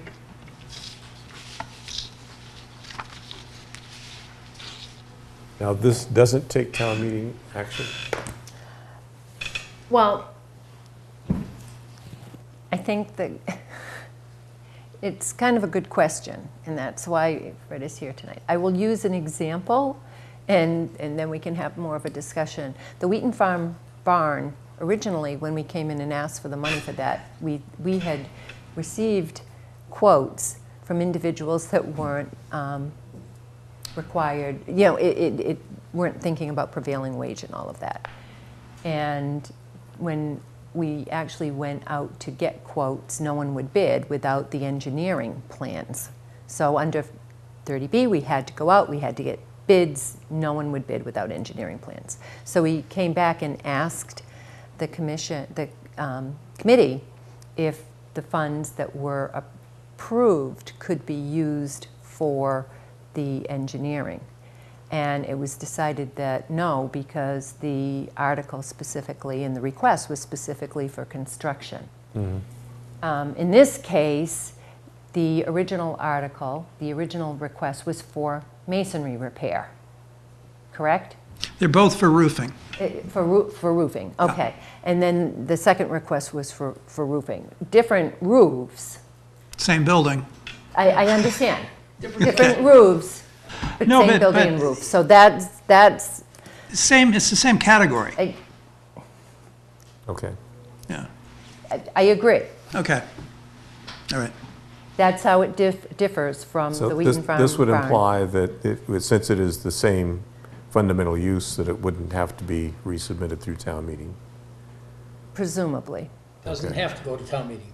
Well, Presumably. I mean, if you want an Okay, that's absolute my positive, question. you're concerned about someone challenging that, we can go to town council and ask council to weigh in. So what's your thinking? I think his ask is the, oh, sorry. I was taking notes, but could I see the language just to satisfy myself? I'm not town council, but I'd like to read it. I think the ask is the same and the need is the same, Yeah, essentially, for, You see at the top which is which date. it's all masonry repair all for the same building. Right? Whether it's where Fred sits or it's over there, it's redundant, really. It doesn't. Yes, a roof is a roof. Purposes of our discussion, it doesn't matter to me. Okay. We have the authority to make the motion and to move it subject to finding out if it meets the smell Yeah. test. Yeah. Okay. Make a motion, we, I would like, Amanda's reading it, and I'd love to hear if she sees So- anything right off that's, The roofing restoration work, 15.7 was awarded, it wasn't all spent. That was 2009. Which money are we trying to switch from one to the other? Well, it's the balance of the The 15.7, balance of which is 15.7. approximately $9,860, over to the 200,000 appropriation from 2017. And for that work, we did raise from other sources $90,000. So we were active in raising other funds. Can you refresh our memory on why the original $15,000 wasn't completely expended? Well, it wasn't completely expended because it was basically a roof leak. And roof leaks are very tough things to figure out. And we sort of were eyeballing it from the inside and from the ground. So when someone got up there, and 15,000 was a budget figure, just to be safe, so we wouldn't have to come back. Things are becoming clearer. Yeah, keep Yeah. going. And so when they went up there, they were able to fix it. They saw what it was, and the repair, I think, was a little over $5,000 or whatever, however the math works out. And the work that's being done on the northeast stair tower is in the nature of restoration. There's a leak or some other problem. Oh, yes, that's causing that. there's a bad leaking problem up there with the roof, yes. Now, is this like the third time we fixed that, or the second time? Is this, Oh, Ed, I almost made it through the meeting without that. no, but is it the second time that we talked about it, and then, Yeah, this is a particular sore point, yes, and you're right, it's been very frustrating, and I'm still and not sure. and I don't mean it to be frustrating. That's all I right. just want to know if this is the discussion that we had after the first fix, which we forced on you. We said, yeah, do the cheap one first. That's what we said. And then you came back with the second proposal, and it's Oh, still... God, I forgot all about that. It All right. still leaks. Yeah. Well, what happened, the technology improved during that time with the Immaculate Conception used this technology of injection where we didn't have to put up heavy-duty scaffolding, remove the stones, take them down to the ground, put in the little, whatever we put in, and then pick all the stones and put them back up again. And I would say that saved us upward of $100,000 in the cost for this project. So that has changed. So this will work, Ed. Your lips to God's Immaculate ears. Conception and Absolutely. No, because this is actually going Something on how this inside, doing the relates repair to inside, restoration. underneath the brownstone, which is very porous. Right. So, yeah. Which was, by the underneath inside repair was the one that was originally proposed that we thought was too expensive. I couldn't hear, excuse me. Yeah, exactly. yes. But we were very lucky. Personally would vote yes for Okay, okay. So we could have it checked, but yeah. And I think Wayne and I both looked at the language, and we thought it would be okay, but okay, It passes the smell test for me. so, Let's vote. all right. Everyone clear on the motion? It's the transfer. Nobody made a nobody's made a motion. motion to reallocate approximately, whatever the paperwork says, $9,000 $9,860. $9,860, approximately. Approximately, yeah. as noted from 2009 And 9. town meeting to The 2017 project. For roofing restoration. Yeah, For roofing restoration. 2009 is Article 16, and 2017 is Article 25. Do I have a second? Is the word Second. for roofing restoration? for roofing restoration. Yes. Okay. All right, so we have a motion and a second. Those in favor? Unanimous, okay. Thank you. Great, I thank you. Thank you, Fred. And now we have a town hall issue, same sort of thing? Yep. Ed, that was disappointing. You let him off with only a couple of shots. Yeah, not as advertised. Wayne Beitler, Community Planner again. So very similar to the previous discussion, over the years there have been several warrant articles appropriating money for exterior work here at the town offices, and some of the work came in under what had been budgeted, so there is money remaining in those appropriations. I have not spoken with DPW, and they're not at the moment anticipating doing work in the coming year, but there's a chance they might. Specifically, the front door, the portico, is in incredibly poor shape, as I'm sure everyone has noticed coming into the building. So at the suggestion of the town accountant, she suggested we explore reallocating remaining funds from previous allocations, to allow them to be used on current projects. So specifically, Article 26 from the May 2012 town meeting appropriated $120,900 for preservation and repairs at the town offices, and that motion read, I move that the town vote pursuant to appropriate the sum of $120,900 from historic preservation reserves to fund the exterior restoration of the town offices and authorize the selectmen to do a preservation restriction. So from that original appropriation, there are $58,457.47 remaining. And then there's Article 16 from the 2015 town meeting. There was an appropriation of $430,055 for the purpose of funding continuing masonry restoration work. And from that appropriation, there's a smaller amount. It's $4,463.37 that hasn't been spent yet. So this question here tonight is, would the Community Preservation Committee consider reallocating those remaining funds towards a current or future exterior work at the town offices? Think it'll fix the entryway? And again, DPW is not planning on doing this at the Gotcha. moment. We'd have to Gotta work get with some, them, but idea of the cost. yeah. But that money would be available and ready if we did this. Yes, yes. 52,000, give or take? Yeah, so it's 58,457.47 plus 4,463.37. So yes, about that amount. And as you may remember from last year, and they're wrapping up now, there's more work needed at Town Hall. And the recommendation of the CPC at that time was actually get together plan specs and a budget, so they're wrapping that up now.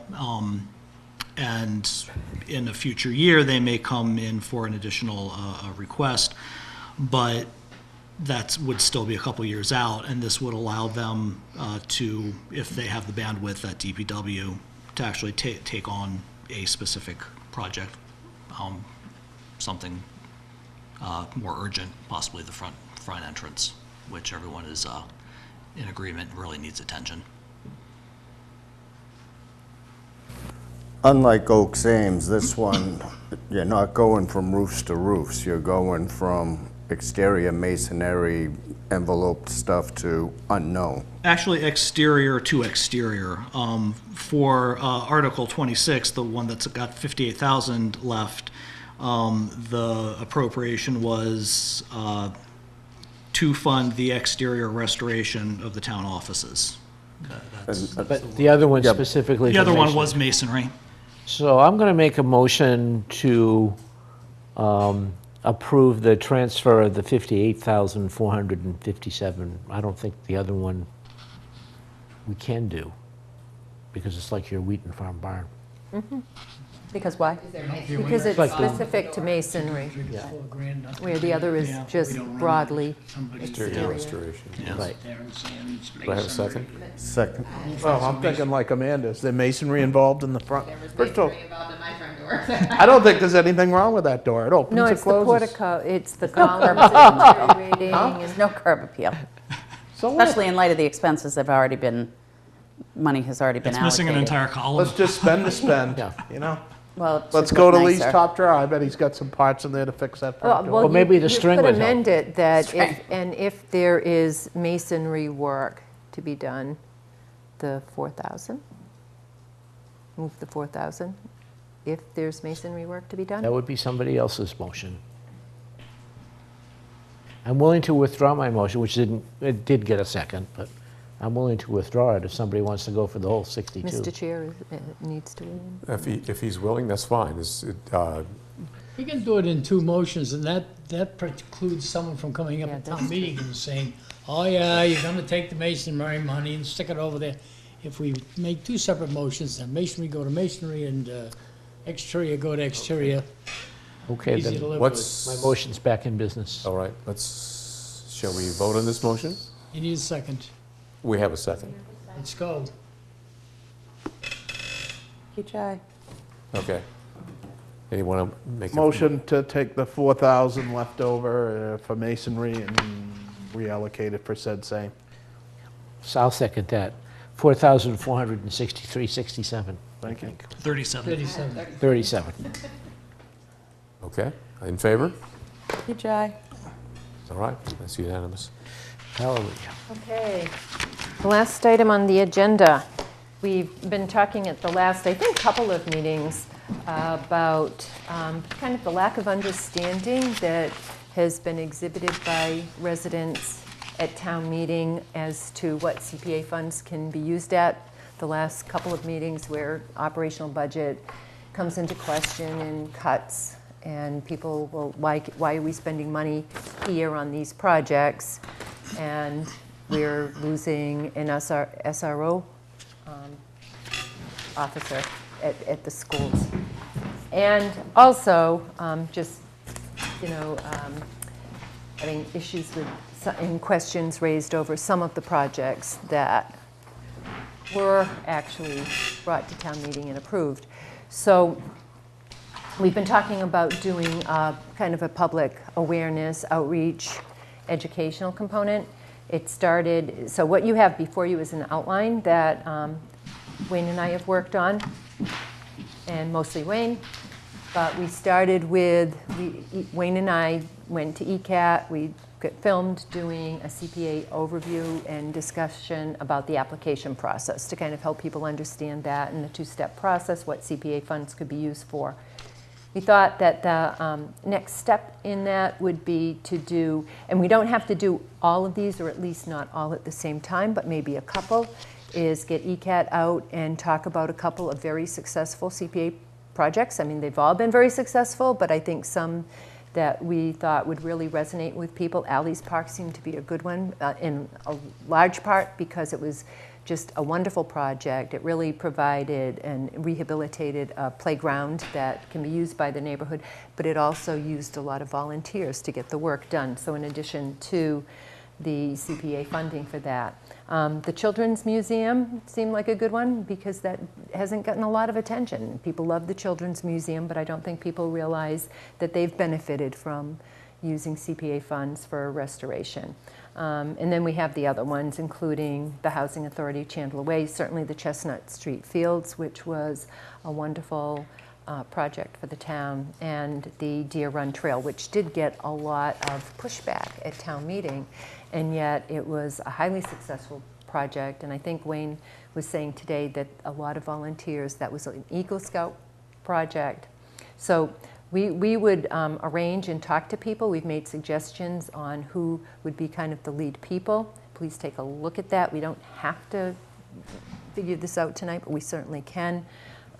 If you have other suggestions, Meredith, we have you down with I'd be Steve happy to. Hamilton. I think social media would be a better medium. Yeah, and I think yeah, a little article in the paper says still people that read hard copy, not even many if, of us. or to your point, we could take a link and put it online. Well, I think, we think it may be ECAT going out and that's filming it. it, and then we'd use all the different. Sure. But I'm I think even just a bulleted list. I mean, I've done it before, but obviously, I don't want to put Jim in a position where he has to speak to me again about using social media, so I'm trying to be cautious in that This is a capacity. positive. I'm a social media expert.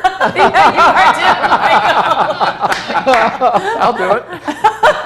I think really just I mean, obviously I'm a big fan of VCAT and I think it's wonderful, but I think in the capacity, this is just my opinion, I think if you want to drive home a point, I think bulleted, this is what CPA is for. You know, when I talk to people, I had someone say it to me today, boy, it would be really great if CPA funds could be used for the sewer.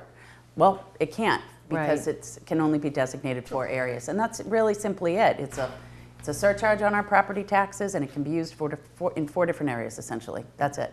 Yep. Yeah, a little PI, go a long way. Yeah, I mean, it's Good. I funded like some it. nice projects. For the people, by the people. Well, yeah, like you said, take the things that it's eligible for, the things that are on our homepage description on our website, and just like Lee said, send it over to Patch and you know, And those people and have them. so you think social media is a better mechanism? It will get broader exposure? Easton Mass Mom says 3,600 women on it. Maybe all women, I don't know, but Yeah, what's Easton members. Stories is Easton 4,000. Stories. I've got a few people that follow And me. there's 4 or 5 other groups that all have 1,000 plus. I could do a post and get out to 15 to 20,000 people on that. Would you work with us on kind of putting a post together that you think would be effective? I see an awful lot come across Facebook, and you know, what actually grabs your attention can be very different. Send it to me in my, in an attachment, I'll put it out in the blast, 3,500 emails. Yeah, I mean, ECAT does a great job filming and editing, so, you know, you take The that. thing about ECAT that's great too is we can take any videos they have and we can put them on the town website Right, too and link them, absolutely. and we can link them through Town Crier and that type of thing. And some of the historical society's projects with ECAT had ended up on Easton Stories too, so you could use them for video distribution. Maybe we could put it on the show. Yeah. I've seen that, a little bit of that. Yep. We'd be happy to have you do that, Meredith. I'd be happy to help. Okay, so I'd add the library as a project. Oh, Queeset, yeah. there are so many. This was really, There's So no in- historic project in there. Well, and this short list was really trying to get the Children's things Museum. that historic. were maybe not as well known or a little bit older, and try to represent different parts of town, rather than yet again, here's Northeaston. Love it. Yeah, good point. I do too. I think it's great. Yep. So if we, so again, Meredith, you'll help with kind of a Facebook, like a bulleted, just get something out there for now, and we can do it a few times over the course of the next Shoot me few a message months. and I'll go. And then as we get organized around this, I was telling Wayne, I've been working on testimonials for doing business in Easton and new businesses, kind of highlighting how the town is trying to be very user friendly, try to be friendly to new businesses coming in. And I've done 2 videos in 18 months. Oh. And the one was really, the first one was a real learning, just because how it was taped. I knew it was going to need a lot of editing. And then the second one was really taped differently and better. We get a lot of really good footage, but it really needed a lot of editing. So it can be very time consuming. I think what we got were great, but they can be very time consuming. So I like the idea of using the social media too, because you can get it out there faster. Good. Excellent. Okay. And we have a next meeting scheduled? We schedule something? Did we schedule something? We don't. No, we Okay, need I think to so. do that. Just don't set a date and change it, please, because if I We leave did town. not change the We date. didn't? Okay, good. There was one email after at least 2 previous ones where I erroneously said I got 2 confused for anyway, February but 4th instead of February 7th. Right. I have to go to Florida. That's because now, those and 2 dates are 2 important birthdays in my life. The one February 1st is an important one in my life, too. Is that your birthday? Yeah. Oh, happy birthday, Ed. Happy birthday, Ed. Thank you. Beats the alternative.